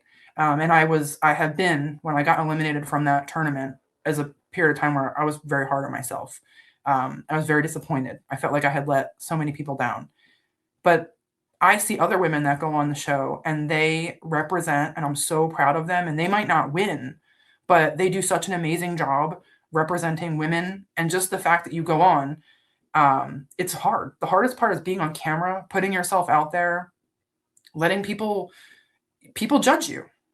People judge the way you look, your weight, your skin, your hair, how heavy you are, the way you talk, the way you carry yourself. Like, it's the most craziest thing. Not to even mention your skills as a distiller, right? People will tear you apart for your skills as a distiller, because everybody is like a keyboard warrior, or like, everybody is an expert, right? Especially in the liquor industry. And it makes it very hard. So anyone who's gone on that show and has not won, just what you've done is exceptional. And I'm proud of everyone for that. And I know a lot of women that just did excellent jobs, and they are role models to other women, because it's much harder, and you learn a lot more when you don't win than when you win. The easiest thing is to win. It's easy, right? You're like, okay, I did it. But what's really difficult is, how do you recover from losing a competition? That's difficult, because you have to come back from that. And then I was on, last thing I did was the Tournament of the Backwoods, which was another multiple part tournament. It was 3 different spirits that we had to distill, and I won every round of that. We did a corn whiskey, then we did a rye, a Pennsylvania rye. So I was like, I got the rye. I brought my special rye from Robert McDonald from Dancing Star Farms. I got my Danko. And Amanda Palmer corn, which is a corn that was bred by one of my favorite distillers, Alan Bishop. And I went there and I made my rye, which an all grain, and I knew I've done that so many times. Then we did an apple brandy, which was the first Master Distiller that was ever actually done outside. all Master Distiller is done in a legal distillery with legal distilling permits. When we did the apple brandy episode, we got special permission, and this was so cool, from the TTB, and they extended the distilling permit to the outskirts of the distillery. It was on English Mountain Spring, which is considered one of the best tasting waters in the world. And we were able to use that water source to make the alcohol. And then we had to basically divert water ourselves from the spring head to our still site. And we really had the time limits they give you a Master Distiller are 100% real. The 5 days, if they tell you you have 1 hour to do this, that is all real. Like, there is no editing behind the scenes. They don't give you any extra time. That is 100% legit. We had 1 hour to bring water from the creek head down to our still site. And then it had to build up enough pressure to move the water through like a little jacketed arm condenser coming off the still to actually condense our alcohol. If we were not able to do that, we wouldn't have been able to compete. So that was a really unique experience. I really enjoyed that. I just watched that episode recently, and I was like, you just answered so many questions for me, because I'm like, man, that was such a cool episode that you guys did it outside. I wasn't sure how that worked permitting wise, and it all ran through my head. So you just answered a lot of those questions. That was a great episode. I really enjoyed it. We had to set up the stills that morning and then clean up and break everything down at the end of the night. The permit was just for the day, and it was just for that one area outside the distillery, just for that period of time. It was a special permission that we got, which was a big deal at the time. Not something I haven't actually heard of before, but it was really cool because I have diverted water from spring heads illegally, and I have distilled next to creeks illegally quite a bit, but I have never gotten to do it legally. So to do that was really a cool experience. After I got on the first, I'm sorry, go ahead. No, I'm sorry. I was just going to say, just going back a little bit to you said about all the other women that really it made you proud of how they did. We honestly, that's what this month's about. I mean, you should be super proud of what you've accomplished as well, just on the show and personally as well. I mean, it's just such a great journey that you've been on, and to show how much your growth has progressed over the last few years. It's just amazing to watch. So you absolutely need to be proud of that as well. I was going to ask too. So on the show, since we're kind of into that time in your life, so when you first got on the show, how much of an adjustment was it? To go from, kind of doing your own thing and learning your own thing on your own pace to having to produce within certain timelines for a show like this? When they called me back, I began to watch the show, and I watched every episode, and I learned everything that would be required of me. So I just practiced. The 4-hour distillation is a challenge. So is the 5-day fermentation, because regular fermentation with a standard yeast will normally take about 7 days. So it's actually to your benefit. Well, I'm giving away secrets here. It's actually to your benefit if your mash doesn't work off all the way, because if it did, it would take you longer to get to your hearts in that 4-hour time period. And what happens, or the alcohol that we develop on the final days of fermentation, are mostly acetaldehyde or the heads. And that's the hardest part. You need to get through the heads in that 4-hour time period and get at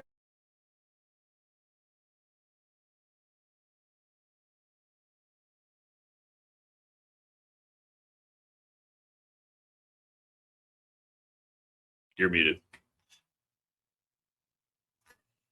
My bad. You could have taken over on that one. But if you just need to go take that bathroom break, go ahead and do so, because I think that is the scheduled time.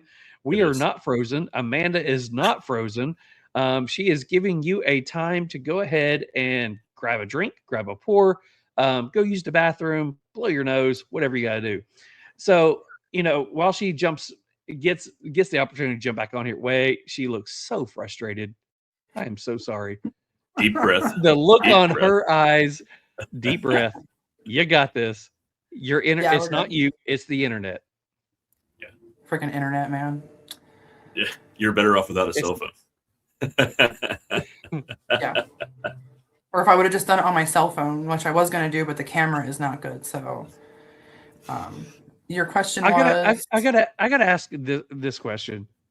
So you're on there. This is probably your 5th time on the show. You have to be one of the most reoccurring people on the show. I think so. There's something called IMDb, and it basically sums up if you're on television or in movies, every appearance you've ever made. And I think I've been on at least 40 appearances.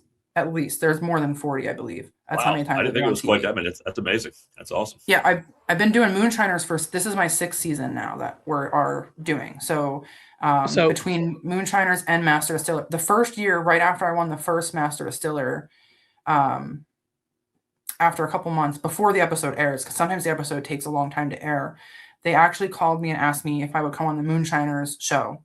And immediately I was like, no. Because it was so hard and nerve-wracking to film Master Distiller.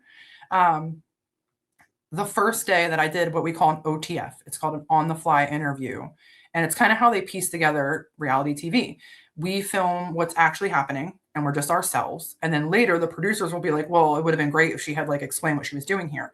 So they'll interview you and they'll say, hey, when you're still first started running, can you talk about what you were doing or how you felt? And then you comment on that. And then they take that commentary and they put it in the episode. So it's called an on-the-fly interview. There's lights on you. You're like uncomfortable standing in front of a camera. You don't want to sound stupid being interviewed or talking on camera, and it's very hard to do. I went outside and I cried. And I was like, this is a huge mistake. These people picked the wrong person. They don't understand that I can't be on camera. I was so down and hard on myself. And I sat down at a picnic table by myself, and I literally saw this like black and blue butterfly came, and it flew down and it landed on the table in front of me. And I took a picture of it because to me, that black and blue butterfly is my dad.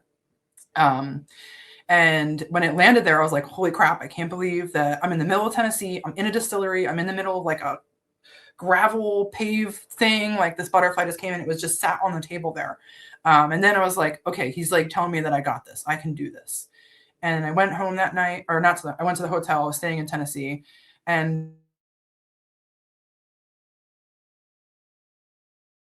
lucky right now. Like I'm doing something that I love to do. I'm doing it in front of the judges who I admired and I respected their opinion like so much. But I said tomorrow in my mind, I was like, tomorrow I get to go into a building and I get to distill, which I know how to distill. I'm good at this. Like I can do that blindfolded. What I was really hard on myself about was being on camera and my own camera presence. And I knew that I was like, all I got to do is just go do what I do. And then at the end of the day, I walk off and I just do what I do. And I know I'm not going to make a mistake there.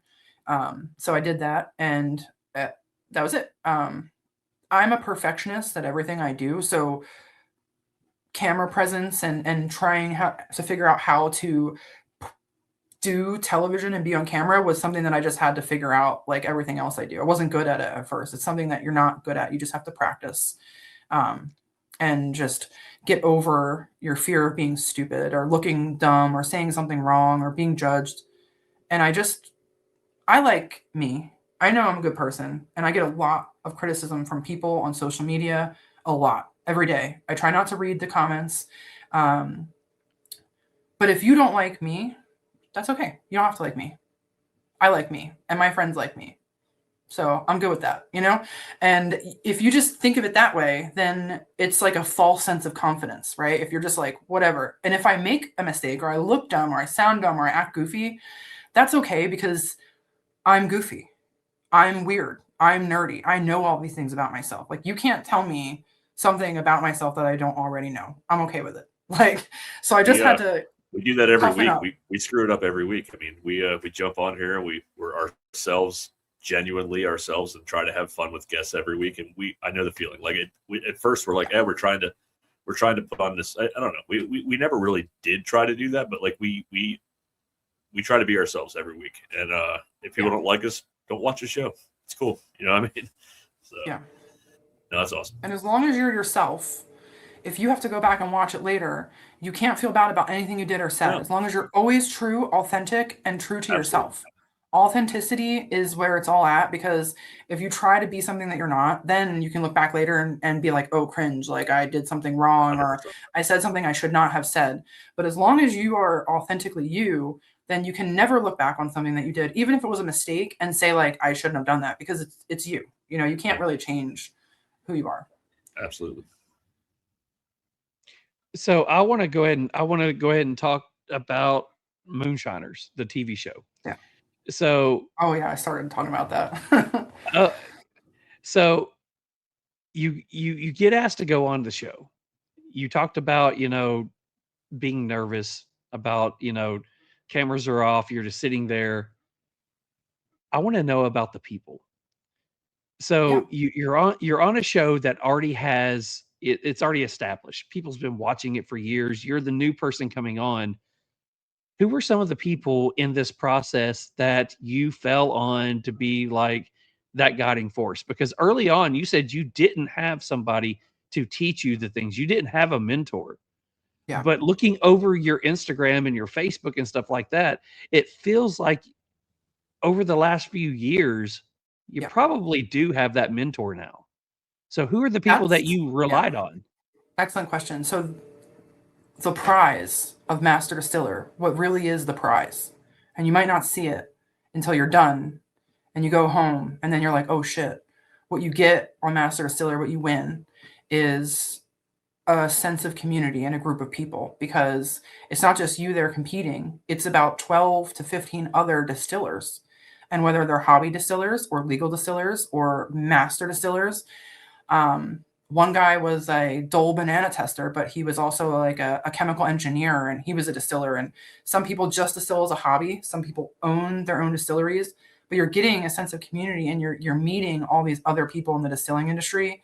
For me, my appearance on Master Distiller helped to project or multiply, and it just accelerated my education in the distilling industry tenfold to what it was. For me to be able to learn on my own, for me to be able to now have resources and lean on those resources in the distilling industry. And this is before Moonshiners. Moonshiners came a couple months later, but when I was on Master Distiller, I met this amazing group of other distillers. We were all in this weird, awkward position. We're all nervous.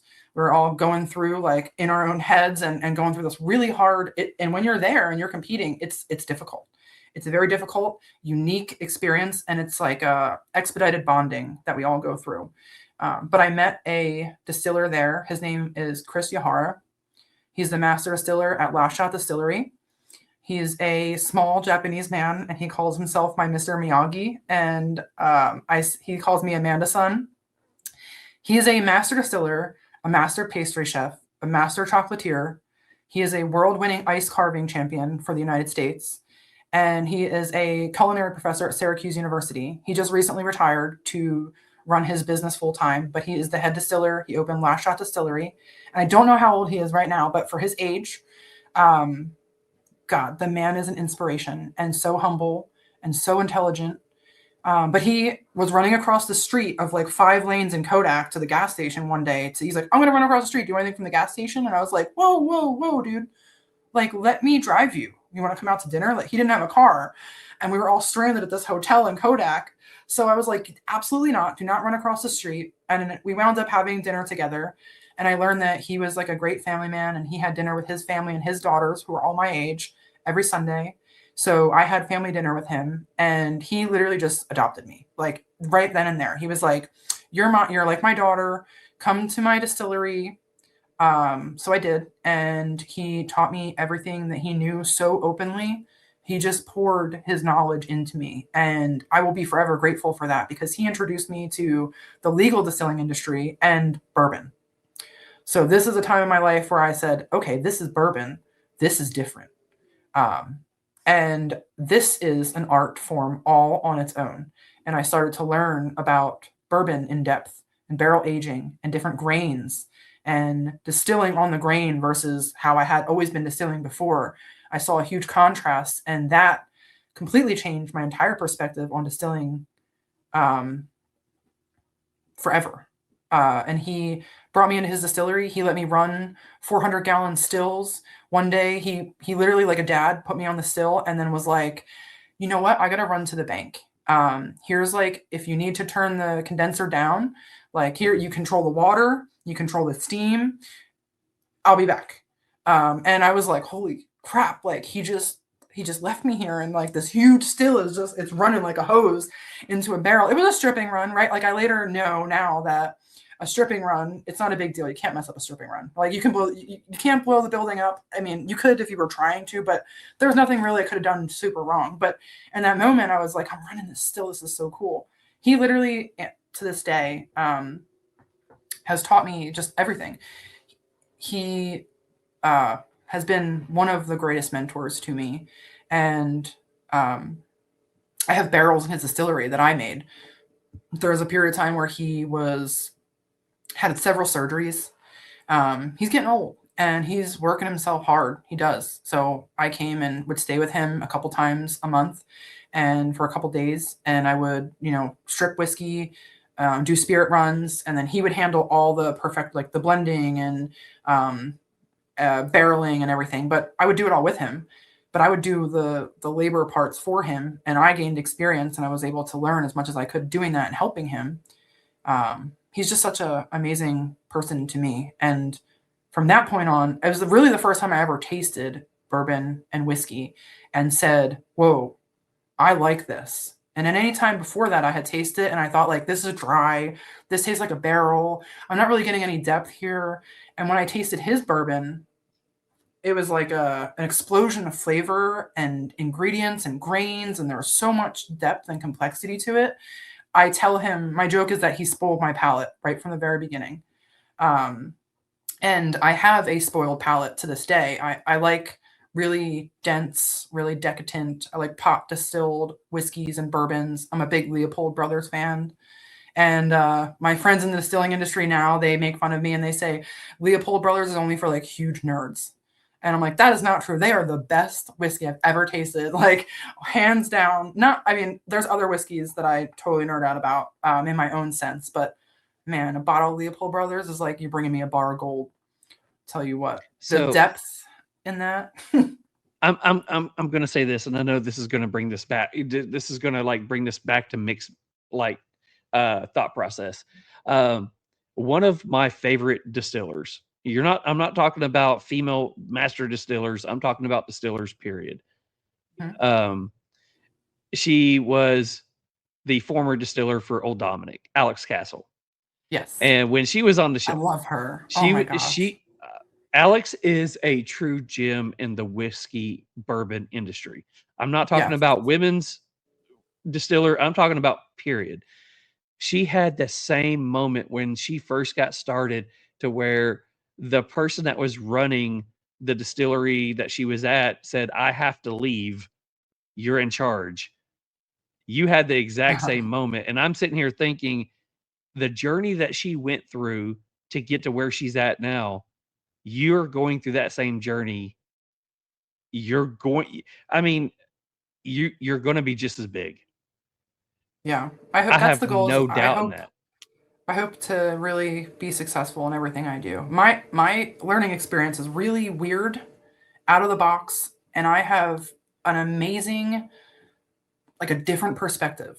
And I've been given such a different learning experience. I really have I'm very grateful because, for example, that was one I was doing the legal distilling with Chris. I was learning how to do that and to make whiskey and bourbon. But at the same time, when that was going on, the Discovery Channel called me and they said, if you could work with anyone on the show, because I told them I didn't want to do it. They called me back and they're like, we would really like you to be on the show. We think that your episode was excellent and we would really like to bring you on. If you could work with anyone, just think about it. Who would that be? And for me, what I really loved about distilling, not just the science of it, was the history of it.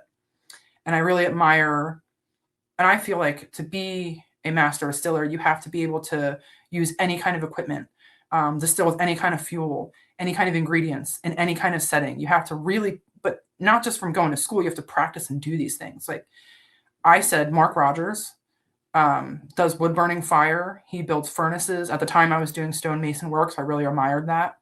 And he's so old school and traditional that I said, if I could work with Mark Rogers, I feel like I could really learn a lot about historical distilling from him. And they called me in a week and they're like, Mark Rogers will work with you. When can you come to North Carolina? So quick. It happened. It all happened so fast. It's unbelievable. It's like the blink of an eye. It's still to this day is unreal. It's feels like a dream. You're like like a fever dream that you're going to wake up from sometimes. But within a week, I was in North Carolina. We were sifting clay out of the ground to make red clay mortar. Mark Rogers said I went through a test where he tested me and my work ethic to see if I would stick around. And I realized that was what he was doing, because no one in their right mind would do this to anybody. But he said, here, this is where we're going to put the still. You're going to walk up the hill there. He meant the hill was a mountain. And about halfway up is like a landing where there's a bunch of rocks. Bring the rocks down and we'll build a furnace with it. Okay. So I'm like, okay, I got this. The rocks were not all just like sitting on top of the ground. You had to dig for some of them. There was not a lot of rocks, and it didn't look like there was enough rocks to build a furnace. So I just did what he told me, and I started carrying down armfuls of rocks for a whole day. And then the next day he came and he brought a wheelbarrow. And he goes, here, look, little Amandy, I got you a wheelbarrow. Well, the wheelbarrow after day one was like the best gift in the world. I was like, oh my God, I'm going to be able to carry so much rocks with this wheelbarrow. This is the shit. So I'm like up and down with this wheelbarrow, and I'm lugging. What you don't think about is that you could, for a living, lift heavy stones and rip shingles and, whatever you do for a living. Imagine having a camera in your face while you're doing that. And if it's like 90 degrees and you're pouring sweat and there's a camera in your face, that is frustrating, because you look like your absolute worst, right? And when you're working hard, you can't also care about what you look like because you're working really hard. So that was like a thing I had to try to figure out, was like, I looked terrible and they were filming me, and I just had to get over that. I just had to be like, this is whatever. This is what I look like when I'm pouring sweat and there's dirt all over me and my hair is a mess and my hair is wet because it's hot and I'm really doing this. Like, this is not fake. They're not turning off the cameras and they're like, okay, it's done. Like, we really built that furnace, and it took us 2 weeks, 14 days. And they zipped that into a 30-second clip, and it looks like TV magic. Well, it was not. It was like sweat and blood and tears. On the third day, Mark Rogers brought in a machine and drove the machine up the mountain and took one big scoop with his machine and then came back down and dumped it. In 2 scoops, we had enough rocks to build the furnace. And we then actually by hand built the furnace. I learned what rocks to use and what rocks not to use, which quartz would explode through heat, and how to build the gap around the copper pot. We did coppersmithing, like old school, without any tools, by hand hammering and repairing the pot. We dug it out and we bury the pot in the ground. And in wood burning fire, you have to submerge so much of the bottom of the pot, and you build the furnace around it. Then the fire, there's different kinds of wood burning fire distillation that I practiced. But at this time, this was we built a chimney on the back to pull the smoke out. And then the furnace was encompassed like around the pot. And there was a firebox in the front, or that's how they refer to it. But it's a 50-gallon metal drum. It's all pasted in with this red clay mortar that we dug up out of the ground. Everything was super traditional, and I just absolutely enjoyed every second of it. I learned what kind of wood to use. I learned how to maintain the fire, how to heat it up, how to draw it back, how to control manual reflux on a still. It was just such an amazing learning experience. And then I also learned, because it wasn't just Mark Rogers, it was his cousin Huck Stewart. 2 of them together are 2 just like salt of the earth, good people. How to just take it easy and not overthink things and not worry too much, because I was just fast talking kid coming in here asking a million questions, and I was worrying about everything. And I learned from them. They were just like, don't worry about it. Nothing is so big of a deal that you need to get upset about it. Like, we could fix anything. We'll figure anything out. They just go with the flow. So easy. And when I was like, I'm going to take some of this with me, like, give me this energy. And I try to apply that to things that I approached from that point on. But I did that. I distilled with them for 2 years. We built 2 stone furnaces at 2 different still sites. I learned how to find a still site in the woods, how to know if somebody else had been near where you were, how to divert water from a creek to do gravity-fed condensers, how to make and build, not like copper pipes. Like, if we needed a copper pipe, we hammered the copper and pieced it together and soldered it all by hand. Me and Huck spent hours one night making just the part of the still that goes from the cap into the thumper, which is the elbow. But we did it with sheet copper. And they don't show any of that stuff, but it was an amazing learning experience for me. And I just greatly appreciated that. And the history of distilling, that's moonshine has been around since legal distilling, because when they made distilling legalized and permitted and taxed, half of the people said, okay, I will follow this rule. And the other half of the people said, no, I just fought taxation without representation. There's no way I'm going to do this. And they just were like, I'm going to keep doing what I'm doing. And these guys that I started working with had generationally done this. Like, this is a real moonshiner. Okay. There's very few real moonshiners left in the world. People who made a real living. And then there's the debate, what is a real moonshiner? And this is something heavily argued, even in our community. People will tear each other apart. It's so silly, instead of supporting one another. But a real moonshiner is somebody who went to jail for it, put bread on the table with it, got themselves through hardships and times in their lives by making alcohol and selling that alcohol. That's what a real moonshiner is. And essentially lived through hard times. Like Mark Rogers could remember a time when he first saw paper money in his 20s. He's like, when I was in my 20s, I remember when I first saw paper money. Before that, he had bartered. Wow. He had used the barter system for things. He remembered when sugar became available. And there's also some old-time moonshiners, Dwight Bearden, Mark Rogers. They remember a time where they lived in such an isolated area, sugar was not available before the highway system. So a truck would come through your town once a week, and you would get things that you couldn't make on your homestead, like toilet paper, soap, and eventually, and sugar. But sugar wasn't abundant, and it wasn't something that you could rely on as a fermentable ingredient. So he remembers when sugar became available. And it's amazing to hear these perspectives, right? Because it's very much part of the American distilling history, just as much as the legal bourbon industry and the legal distilling industry is part of the American distilling history. It's equally there. It's nostalgic. It's exciting. You know, it's awesome. And I respect that equally to what I respect in the legal industry. Mark Rogers, after 2 years, he has been filming the show. The show's been on, we're doing, okay, so there's NDAs, right? So we've done 15 seasons of Moonshiners so far that have aired, and currently we're airing season 15. That's a lot of years for someone to film television. And a lot of people want to be on television, but if you do it for so many years, it is very taxing. Filming the show is taxing. It's a hard job to make alcohol. It's a harder job to do it on camera, because a lot of things you have to carry that sack over again for me. Can you do it again? I'm going to put up a drone. Can you carry it again? So most of what we're doing, we could do in one go around, and just how we do it. But having to do it so that it can be recorded properly for TV makes it, it adds an extra layer of like complexity to it. And over time, I understand that some of these guys get exhausted by it, and he needed a break. So he stopped filming for a year. And that's when I wound up working with Mark and Digger. So I hated to leave Mark and Huck. I don't like change. And I really loved working with Mark and Huck. Oh, by the way, Huck gave me this knife. He makes these knives. So everybody, a huge thing is everybody. Uh-oh. Is it? Can I see your knife? This is my knife that I carry all the time. Okay. I'm a big firearms, Second Amendment person. I help do women firearms safety and training. I build firearms. I do youth mentor hunting, and I collect knives.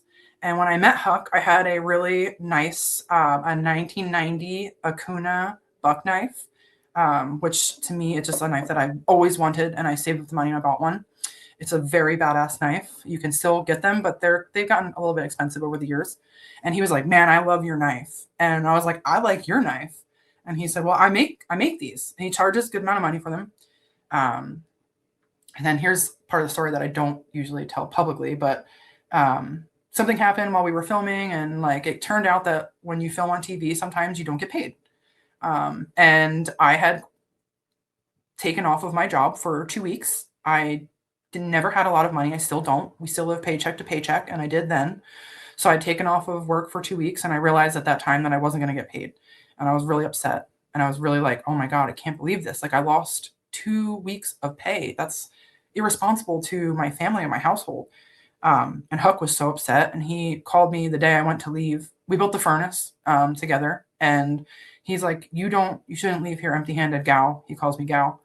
He's like, I want you to have this. And he gave me, this was his knife that he carried. So he makes them and sells them, but this specific knife was his.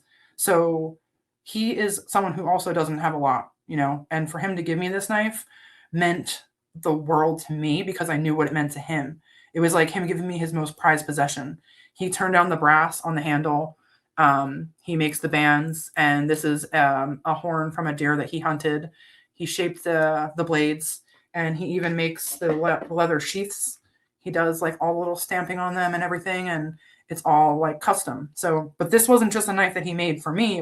Is his knife, and that's why that became my knife that I go everywhere with, because it just meant the world to me. I will say that's become a signature, because when I was telling people that we had you on, I had a couple of messages, and then people in my real life say it's the girl with the knife, and that's if you notice, even in some of our promo photos that we have, your knife is very prominent in that photo.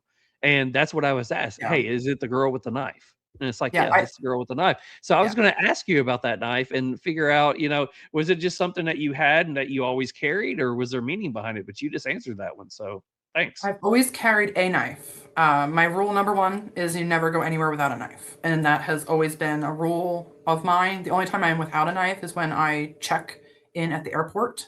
In my check bag, I have to check my firearm and my knife at the same time. So it's the only time that I do not have a weapon on me. And it's just something I always have had. I encourage, if you are a young girl in today's world, to get a pocket knife when you're old enough, when your parents say that you can have one, and carry a knife. I believe that women should also feel comfortable and learn how to operate a firearm just in case they ever need to. Whether or not you want your children or younger women to operate a firearm, that can be up to them at a certain age, but every woman should fire a gun, know how to safely do it, how to safely handle a gun, how to safely carry a gun, and how to safely handle and carry a knife as well, because I've been in situations in my life where if I did not have the knife, it would have been a lot worse for me. So that is why I do that. And it's just something as simple as openly carrying the knife or the firearm is going to make a lot of bad people think twice about bothering you. They will stay away from you like a force field, because they're going to be like, oh, I don't want to mess with that chick. She'll stab me. Right. And for the most part, it's like, do not, like, I will stab a bitch, you know, like it's a deterrent, essentially. It's a deterrent. And I've just always carried one. Yeah. And it became Huck's big ass elkhorn knife because of how much that gift meant to me. I'm very sentimental. Huck has been another role model of mine. He's taught me a lot of his recipes. I actually have a still that he built me. My first copper still was North Georgia copper still. They're veteran owned. So me and my friends, we decided to go with them, and we saved up for 1 year to buy a North Georgia copper still years ago. And then it was a 20-gallon, and I wanted a bigger one, but they're very expensive. So Huck actually set, for the price of the copper, he gave me a 40-gallon copper still that he built. And it was awesome because he had the identical copper still. So I was able to distill with him in different states where he would like tell me how to make something, and I would make it. And if you make the same mash and you distill it on different equipment, it's going to taste differently. But I had the identical equipment to what he had, so I was really able to copy and replicate exactly what he was doing, how he was doing it. And he does make some of the best moonshine that I have tasted out of. Everyone's like, who makes the best moonshine on the show? That's hard. Huck is one of my favorite, his products. And Henry Law makes the best brandy. I have to give that hands down. That man makes the best brandy. Sorry, everyone else. But I think, everyone else there, honestly, all the other guys, I'm sure they would agree with me. You cannot throw a stick at the Law's brandy. It's just that good. And they probably will never watch this. That's not even why I'm saying it. It's just because that's the truth. Like, I will probably get in trouble for saying that, but it's that good. Wow. Yeah. No, it's So awesome. It sounds like over time. I mean, obviously you met so many different people and saw so many different techniques, but every person played a role in building you to who you are today, and actually taught you those life lessons, which is such a cool part of your journey. It's I mean, you started on this journey on your own and obviously self-taught for the most part, but it also seems like everybody played this little building block for you to get to that next level.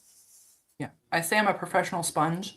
And because I literally learn in the School of Hard Knocks, I do not have a traditional education. So every opportunity that I have to learn from someone, I take that. I learn something from everyone that I meet.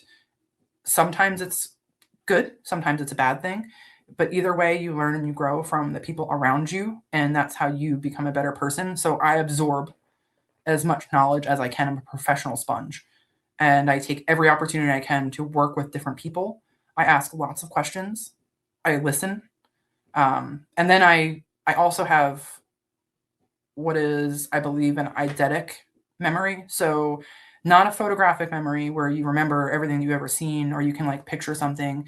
You can essentially remember like every conversation that you've ever had, which is not the best thing in the world, but sometimes it works to your advantage. Like if I read a book, I can remember it.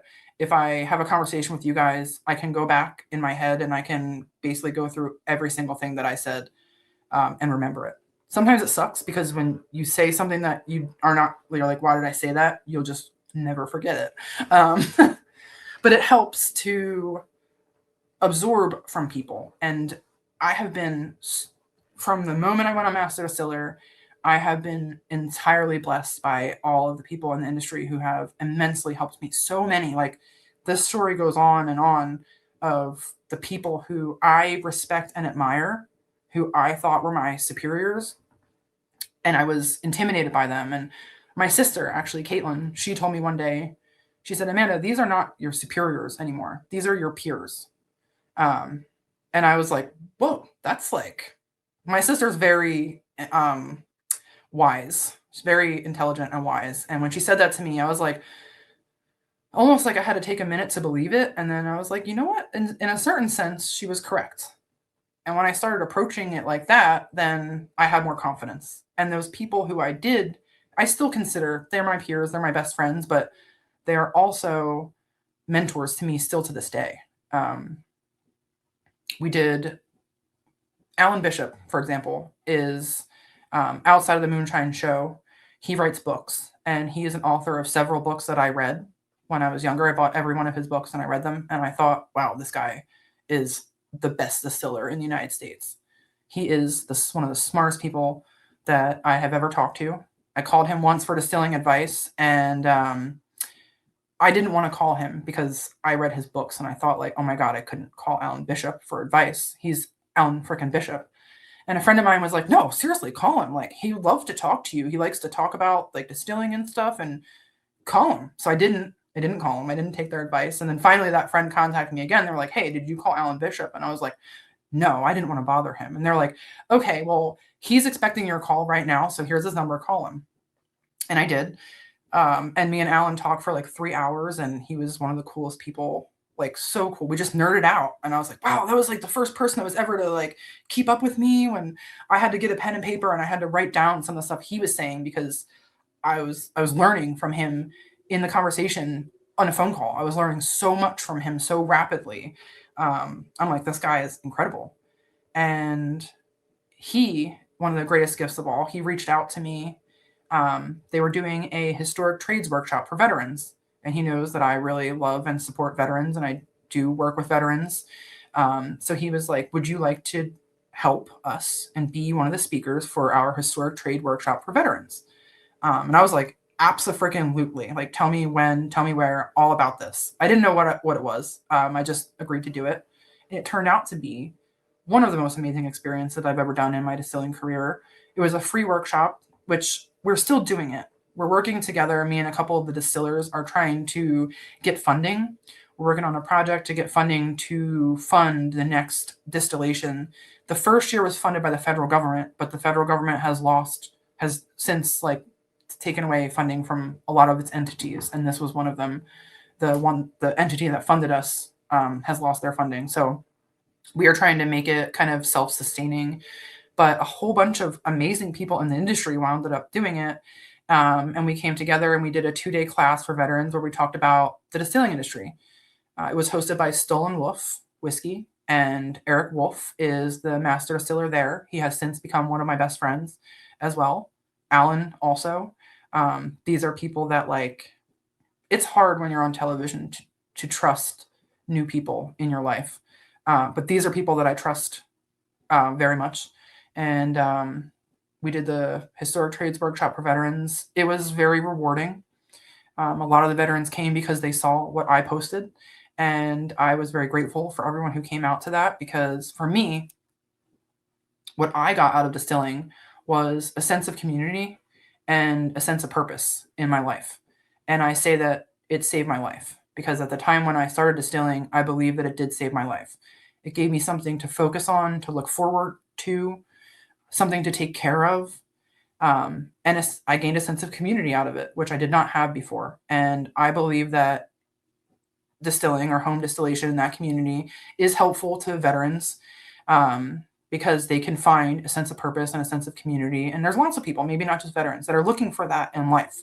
And we want to try to provide that for people that, if you want, it's just a hobby, right? At the end of the day, but it's really much more than that. It's something that you have to care for, look forward to. It's something that, it's a live fermentation. You have to check on it and then see it to the end. And there's a big process there, and there's other people doing it.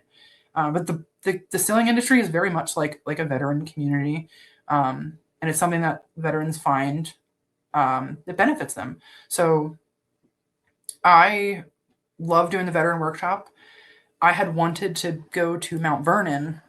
Mount Vernon is George Washington's historical distillery. It's a very prestigious distillery to be able to work at in the distilling industry. It's the nerdy distilling historian crowd. So when you talk about master distillers go there, and it's invitation only. So Mount Vernon is operational only for 2 seasons out of the year. And the rest of the year, they just do demonstrations for guests that come to the estate at Mount Vernon. And then for 2 seasons out of the year, they close it to the public.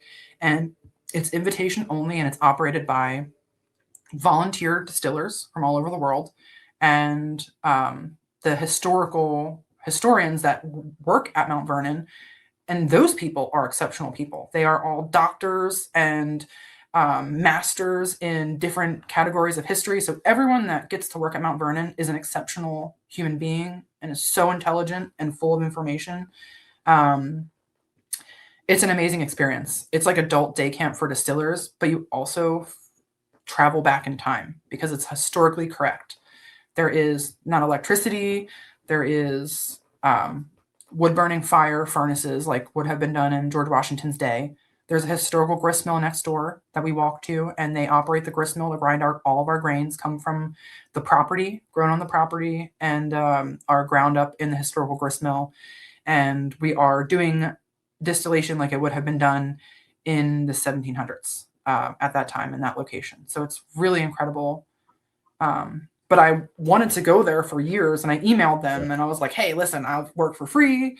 I pay my own way. Can I come? They just never responded to me.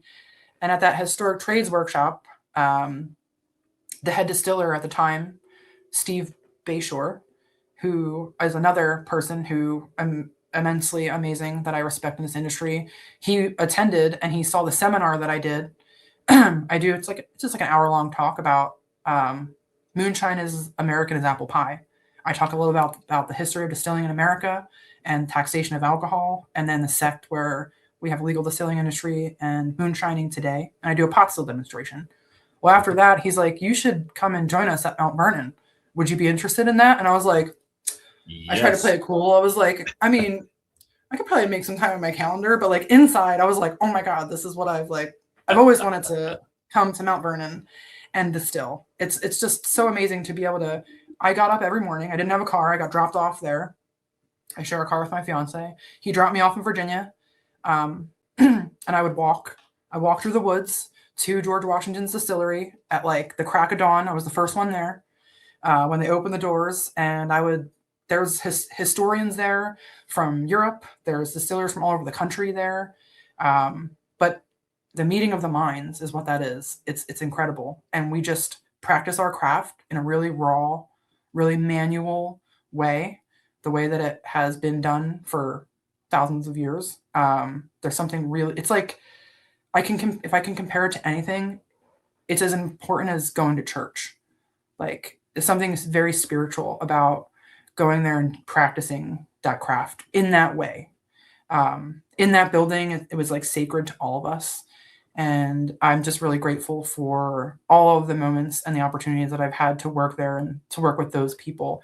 And it was another, like, everything is just adding experience to my skill set, right? It's a different type of fire distillation with a different type of manual reflux, copper pot stills.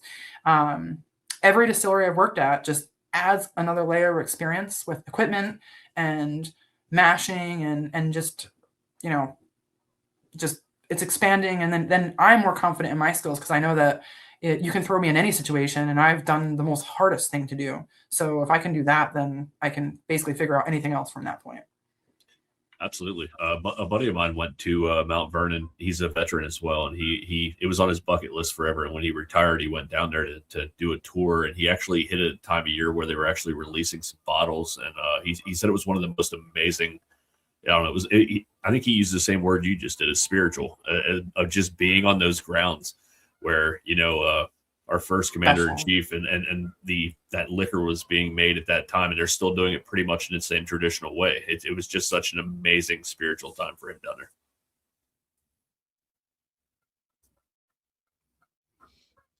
Right. Are we there again? It's time for that pee break, I guess. It's time for that pee break again. Yeah. Ladies and gentlemen, this is your scheduled pit stop for the evening. As she gets back on here. I think I'm going to go ahead and bring it into when she gets back on here.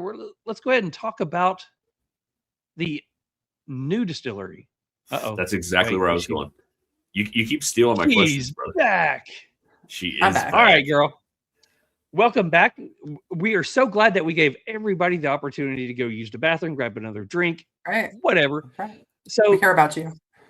I will say this. I have, and everybody in the chat as I'm watching, we all have so many questions that we could ask about either Master Distiller or Moonshiners.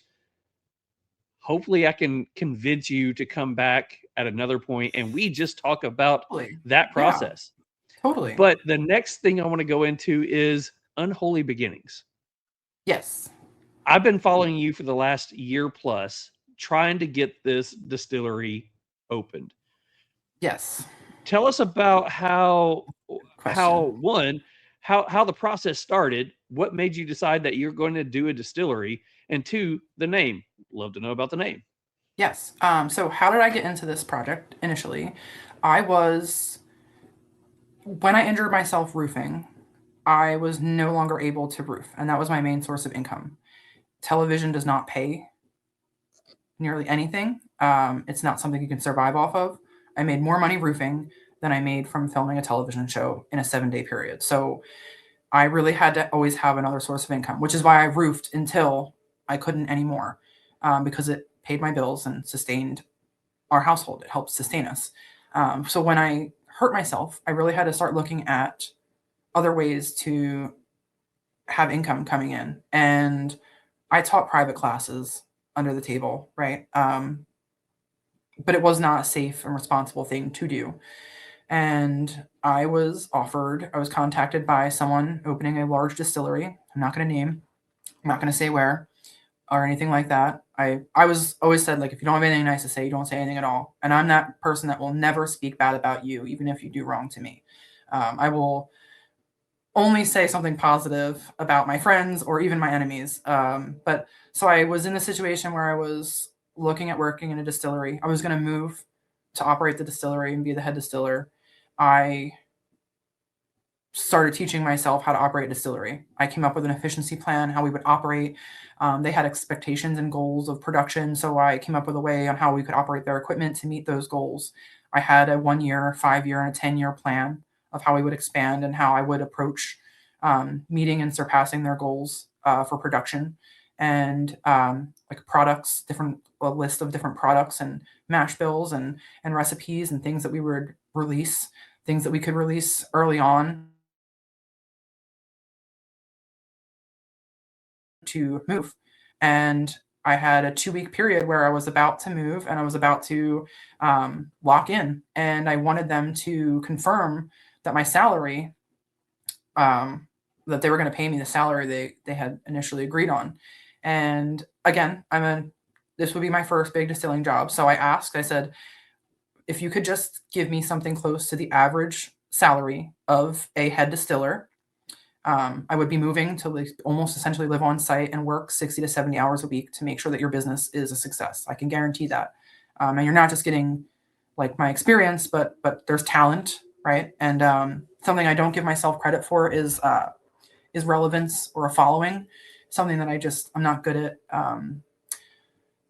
enterprising or branding myself or putting myself out there. It's something I'm really not good at because it's just a weird thing to do, I feel like, is self-promotion. But that was part of what I was bringing to the business as well. And right before I went to move, they said, we're sorry, but we can only pay you 40% of what we initially agreed to.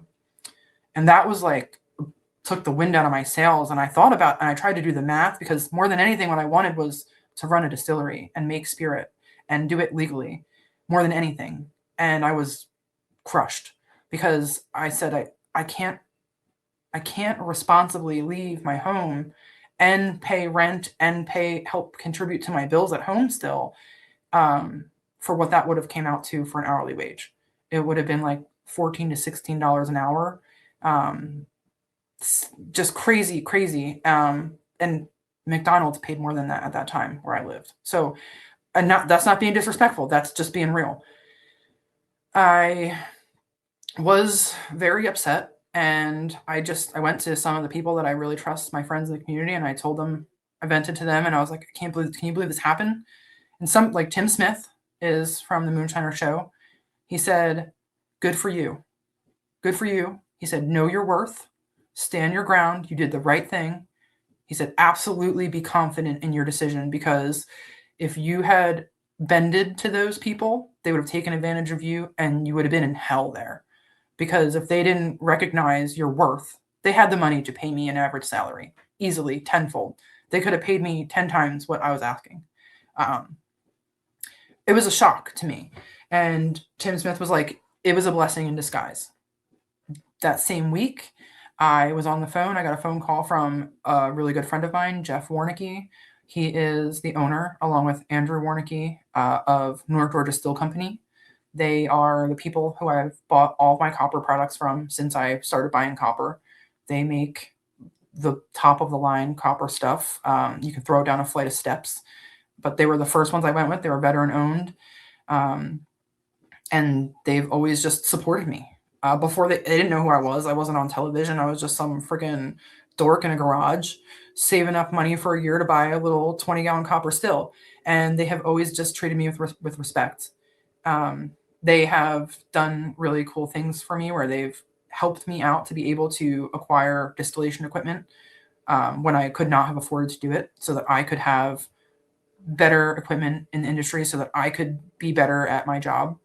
They have always supported me. And Jeff said, hey, did that job really fall through for you? He disbelief. And I was like, yeah, well, it did.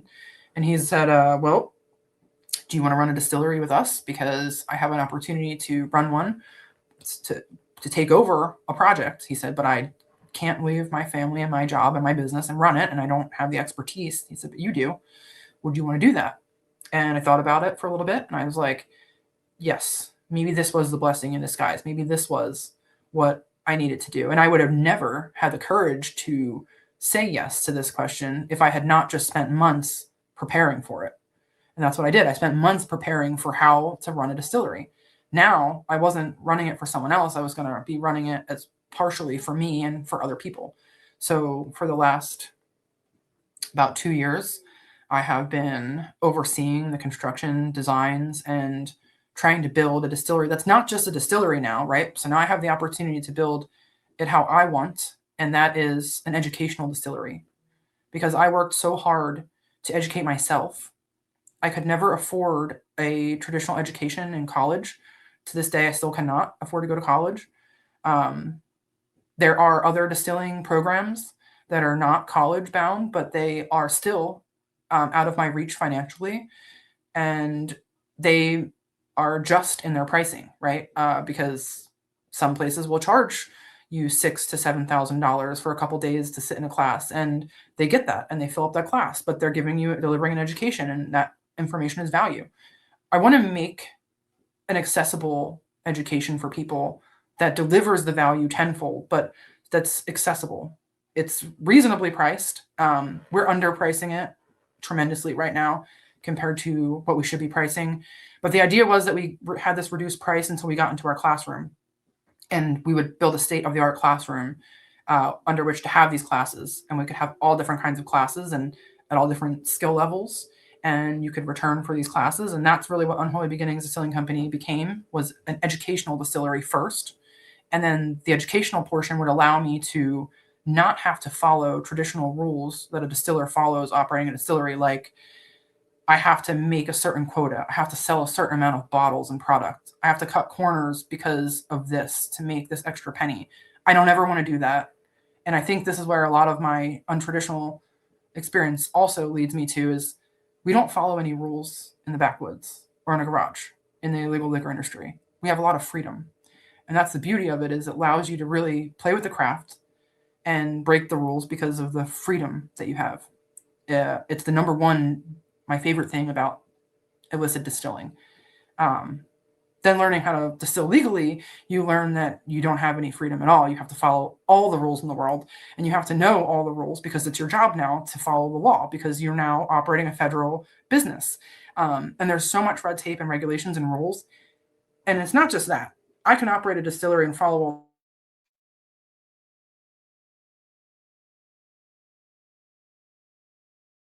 Uh-oh. Are we at that time again? I just peed. I'm good. I'm good. Yeah, that's what I was just saying. I already got my pour. I'm already good to go. Yeah, I still got a little bit left. I'm good. I will say that I can't imagine how frustrated she is, but yeah, I can't imagine, because this happens to me quite often. So I've had my nuts. Yeah. Yeah. I've had my nuts. So as she gets caught up and she gets back in here, maybe this was her break. She had to go take that break. She had to pee. She may have to get to pour. So while she's getting all set back up and coming back in here, I will say I'm going to lead into. I want to talk about. Uh-oh, here she is. Oh, she looks frustrated. Here we go. That look. Hi. Sorry, my bad. It's all good. So let's go ahead and do this. I know we've been here forever, right? No, Sorry. No, we're good. This is what we do. Yeah, this is how we operate. So I do want to touch into, the distillery that's being built right now, is located where? In St. Paul, Virginia. Okay. It's And Southwest Virginia. Okay. Your classes that you're doing are located where? Currently, they're in Dahlonega, Georgia. Okay. We just have to pay a hosting distillery to host us. So if anyone out there has a distillery and you would like to host the classes under your permit or legal liquor license, a lot of people want me to take it elsewhere because I can bring the class to where they live. But right now, people are traveling from all over Canada. I mean, outside the country to come to my classes. I was just thinking that Mick and I need to come down there and film us doing your class down there and turn it into a podcast itself. So I'm just saying. I love that. If that could be something that we could work out, if you want to help do some filmography, which I suck at, I could probably totally have you guys in a class, comp you, and just if you could, because photos and film help me too to show people what we're doing. It's very unique. It's a very unique opportunity. It's hands-on. We do one day where we cover fermentation, and I do a lot of the history and the science of fermentation. We make a mash. We're grinding grains and we're stirring by hand, and we are checking gravity. And I deliver a lot of information in a very short amount of time. But it also has like ongoing consulting. So you can come back and ask me any questions at any point in time forever. And then the second day is distillation, where we're doing like hands-on distillation, making cuts, blending, tempering, just learning how to do everything manually, like the old way and the new way. It's a combination of both. It's my favorite part of the month is when I get to do these classes. But you guys should totally come to one. I would love to have y'all. That'd be great. Absolutely. We'll set that up. We'll definitely be in touch. Yeah. So, Mick, do you want to go ahead and get into some hot box questions? Mick always starts first. Mick, what do you have for hot box questions? All right, just because I need it for the post-show promos and all the stuff we push out so people watch the show in the replay. What is your favorite musical band or artist?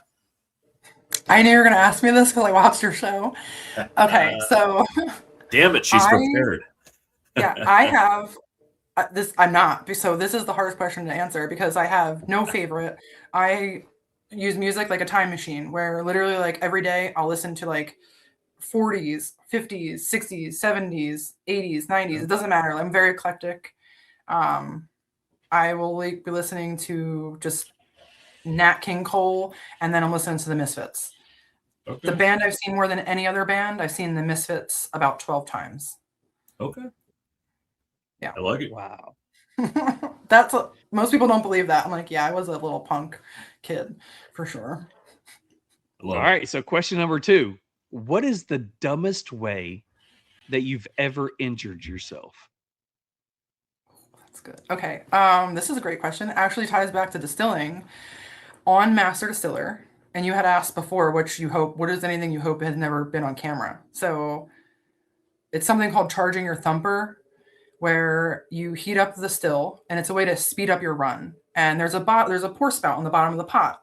So you turn down the flame and you open that spout with hot mash in it, and you pour some into a bucket. Then you take the hot boiling mash and you pour it into your thumper. It's preheating your thumper so that when the steam hits your thumper, it doesn't have to heat that copper up. It's already preheated, charging the thumper.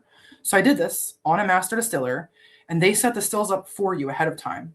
So I didn't take this into account, but they pointed that drain spout at the thumper. So here's the thumper, here's the drain spout. There was not a lot of room for me to get in there. And when I turned it down, that steam came out. When you open it, steam comes out. Turn the flame down, open the little ball valve, hot mash came out, and steam. Well, the steam caught on fire along with the mash. And when that happened, I got it on my hand, and my hand caught on fire. Like a good chunk of my hand was burning with scalding hot alcohol on it. Big flames. And I just put it out, and I kept doing I just kept distilling because I was terrified that they were going to make me stop and go see the medic. I didn't want to stop my distillation because I would have had to walk away from my still, and I would have been disadvantaged in the competition. So I hid it, and I thought the whole time, oh my God, I hope nobody saw that. I hope they didn't get that on camera. By the time I was done, I was like, hey, can I get a Band-Aid? And at this time, like my skin was falling off of my hand, and no one had noticed the whole time. It was like severe, at least 2nd-degree burns, bad. I went up to the sound guy and I was like, hey, did you see when I burned myself? And he's like, no, are you okay? The sound guy watches all the cameras and monitors at the same time. So they didn't get it on camera. And my biggest fear was that I was going to be the girl who burned herself on TV. But I wasn't, right? So it could have happened, but I got really lucky and I wasn't. I did severely burn myself, though, while filming television. So it could have gone the complete opposite direction. That's absolutely insane. It was That's awesome. blistered bad. It was, Wow. it was So- gross. So after that, was the show were they done filming afterwards, or did you have to get it wrapped up, or somehow how did you hide it? I filmed with a bandage on. Like 2 more, Wow. I think at least 1 or 2 more days of filming. And that gets all edited into 1 episode. So towards the end of the episode, I gonna will have have to go a back and bandage check on my that out. hand. I Yeah, can't I remember gotta what go episode find that. was, but it was rough. Wow. That's insane.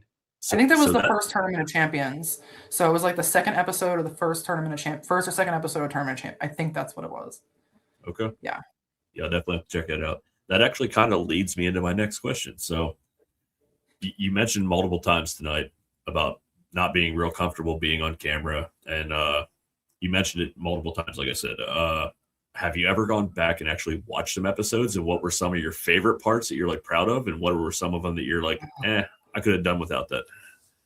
Yeah. I hate to see myself on camera. It's like nerve-wracking. I just recently quit smoking cigarettes. I smoked for 17 years. And I used to smoke, like, I could blow through a pack of Newports while I was watching an episode of Moonshiners, because that's how like much anxiety it gave me. I would just like chain smoke watching it because I hate watching myself on TV.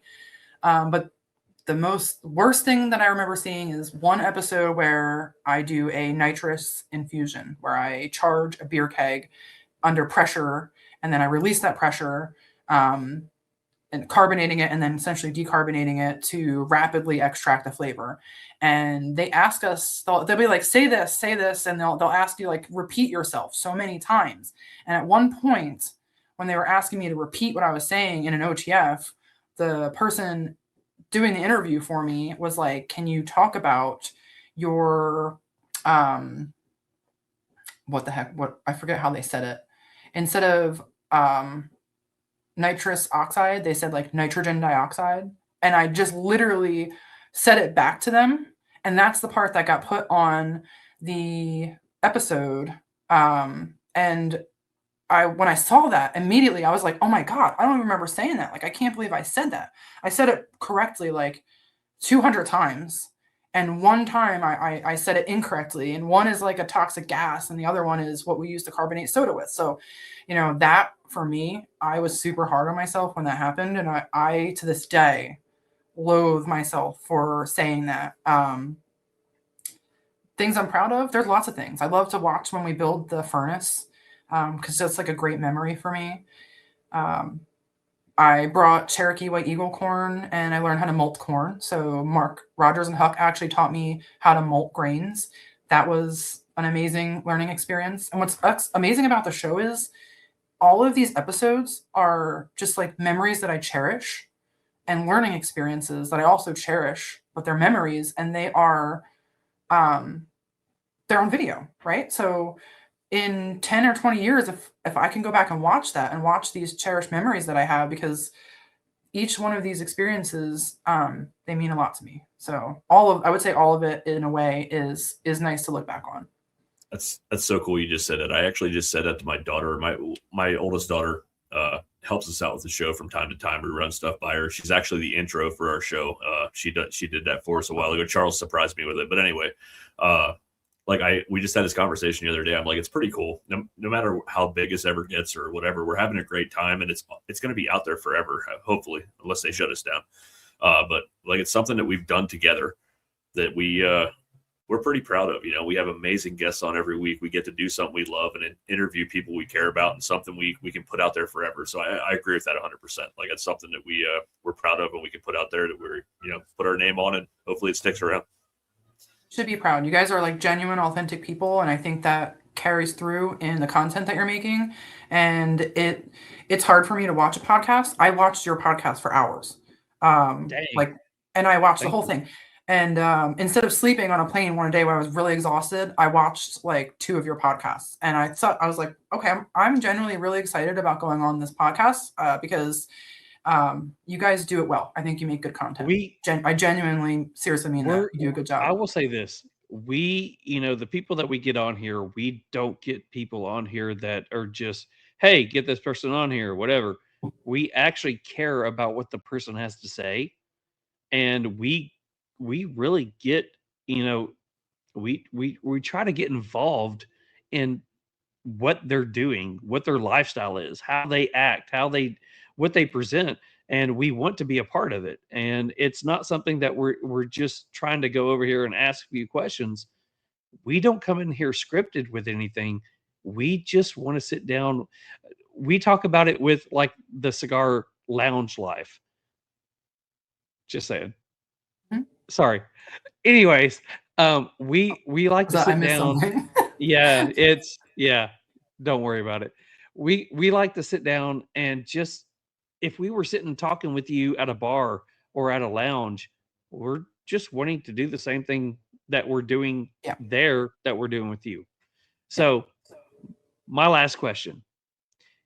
So if you've watched the last couple, you're going to know what this one is.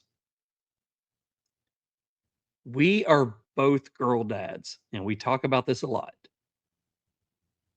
As a female in this industry, as a female in any industry, my 14-year-old daughter comes up to you and asks, what is the best piece of advice that you can give me when I'm choosing my path to go down?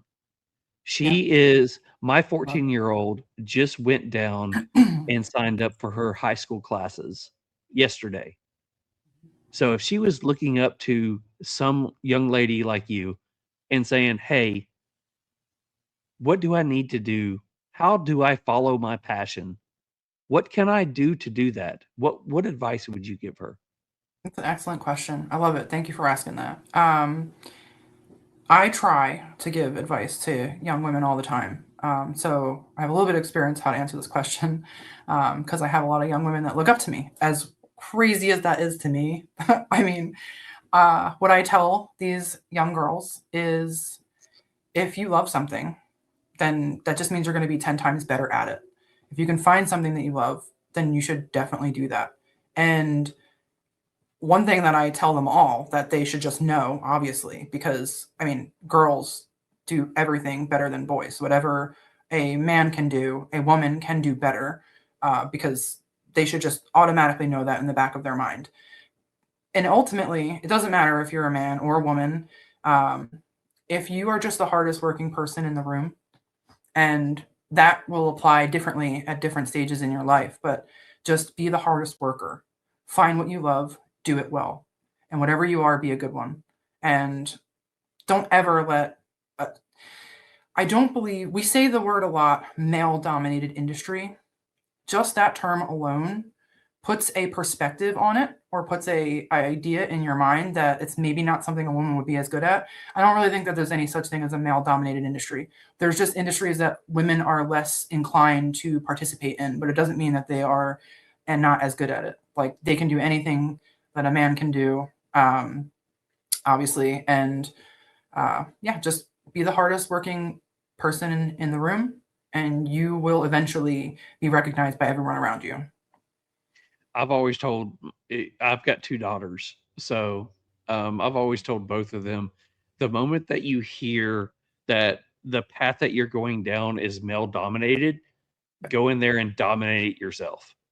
Oh yeah, Absolutely. Yeah. Yeah, yes. I mean, the moment that you 100%. hear somebody say, "Why do you do that?" That's should a light a guy's, fire under you. yeah, Oh, that's yeah. a guy's job. That's a dude's Yeah. job. Go in there and say, "No, that's my job." And Show go them in how there it's and do done. that. Hell Show them yeah. how it's done. Yeah, I coached. I know I mentioned it earlier. I coached girls soccer forever, and my favorite part of the year, we do inter squad scrimmages, boys against girls at our high school. And when our girls would beat those boys, man, it was like the highlight of my fucking year. Like it was unbelievable. Like it was That's every awesome. year. Oh yeah, That's so I love it. I love it so much. So I guess we got a ask it forward question, don't we, Charles? So what we have coming up, the last we used to do 10 hotbox questions, but we've scaled it down a little bit. The last question that we have is called a play it forward. And what that is the guest that we had on last week, which was Sarah Rodriguez with West Tampa Tobacco. I loved her. We're- I watched her interview. She was so awesome. She is so amazing. We asked her to ask you a question from her. Okay. And sometime this week, we're going to ask you to ask this to Marianne next week. Yes. So, okay. I love that. hey, Mick, what did Sarah Anticipation. want to know? Sarah said, and my question tonight for Amanda is, I know how it is being a woman in the cigar industry and seeing how much the women population has grown in this industry, but how is it for a woman in the moonshine industry? Are there more women involved in your industry than I think there are? Is the moonshine industry in your blood?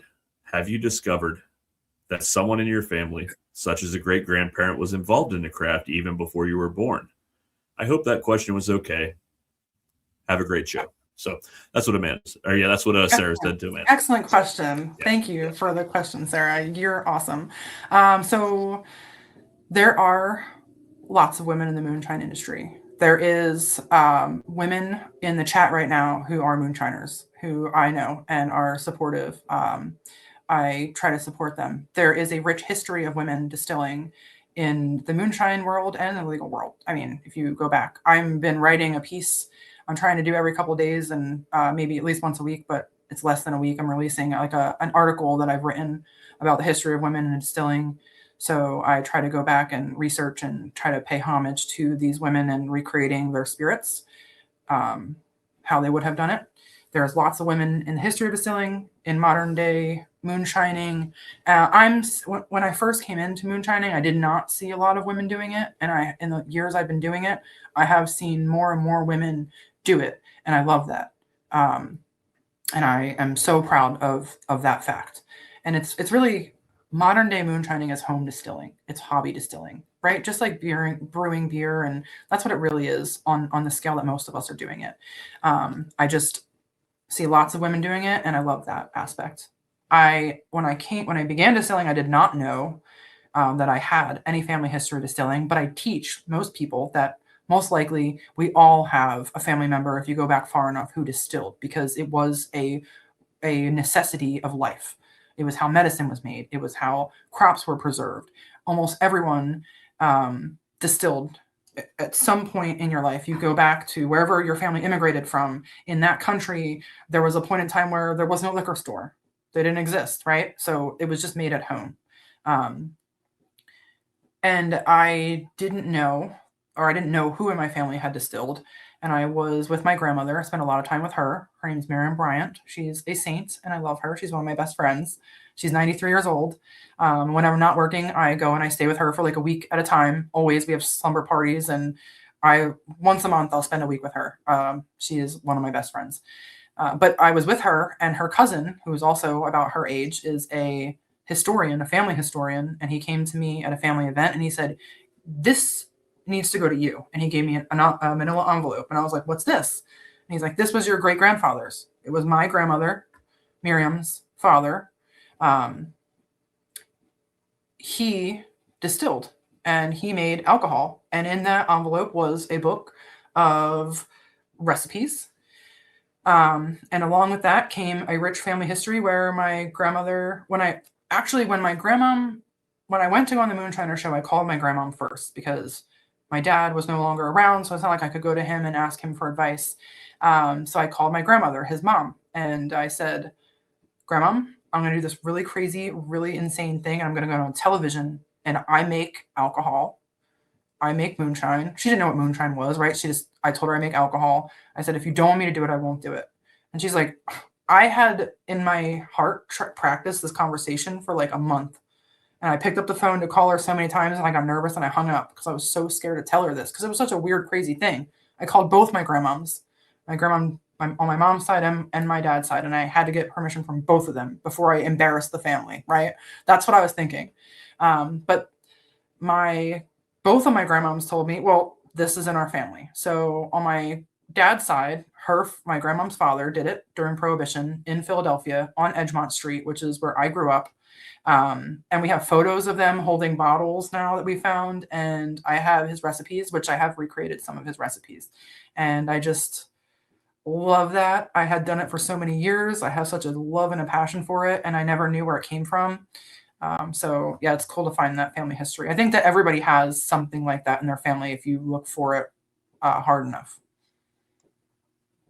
I will say, Sarah, Wow. if there was a better answer out there, Amazing question. Yes. Amazing. I mean, And her interview was fantastic. I just want to like be her friend. I loved her energy and like the person. I just want to be friends with that girl. I watched it. I'm like, she's freaking awesome.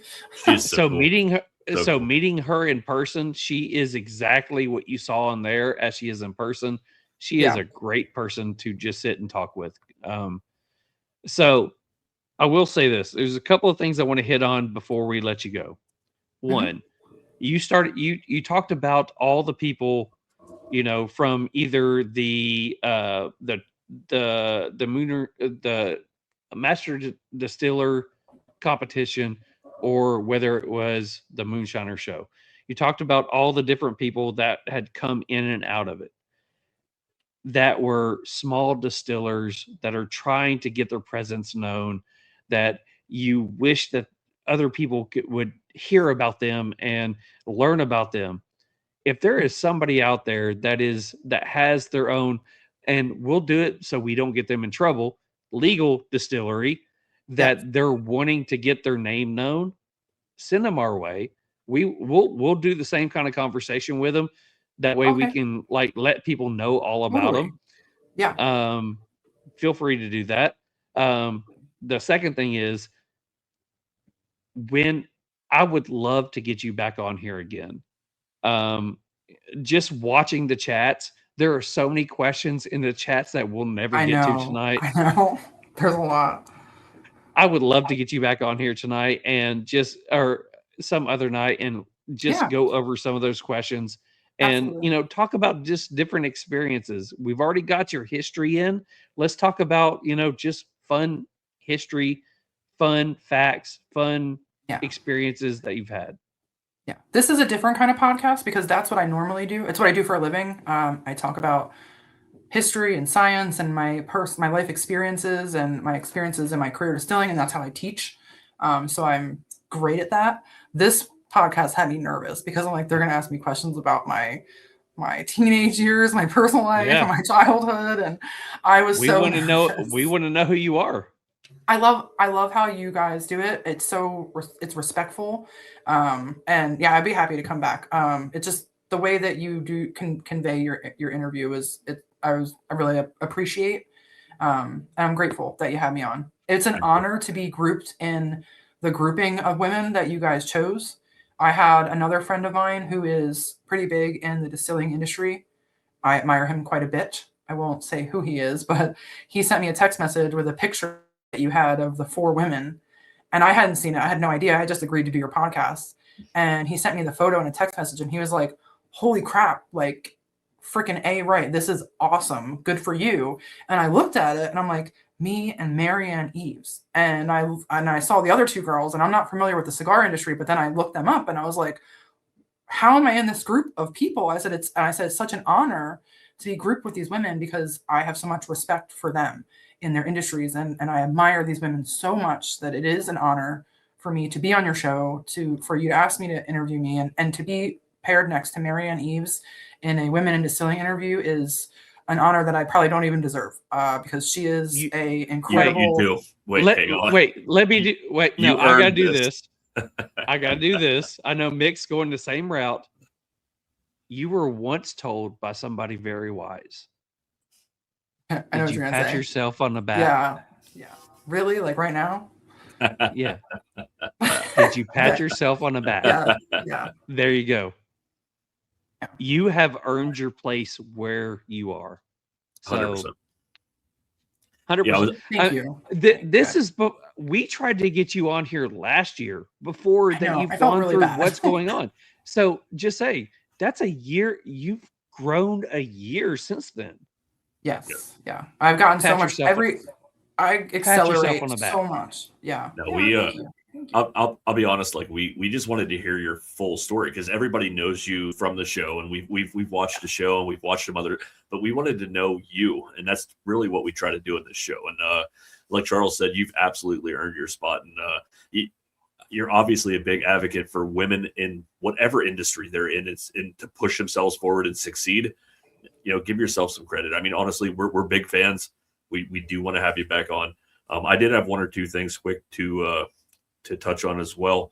I always say this at the end of an interview. If you ever have anything you want to promote or push out, you're part of the Real Smoke family, whether you like it or not. You're now part of our family as well. So like anything you want to push out, let us know. Send me a t-shirt. I represent, I collect, I don't buy clothes anymore. I buy clothes for the Moonshiner show, and then I live in and support my friends' t-shirts. Okay. So, we have lots of t-shirts out there, but we could definitely hook you up. But no, we'd love to have you back on.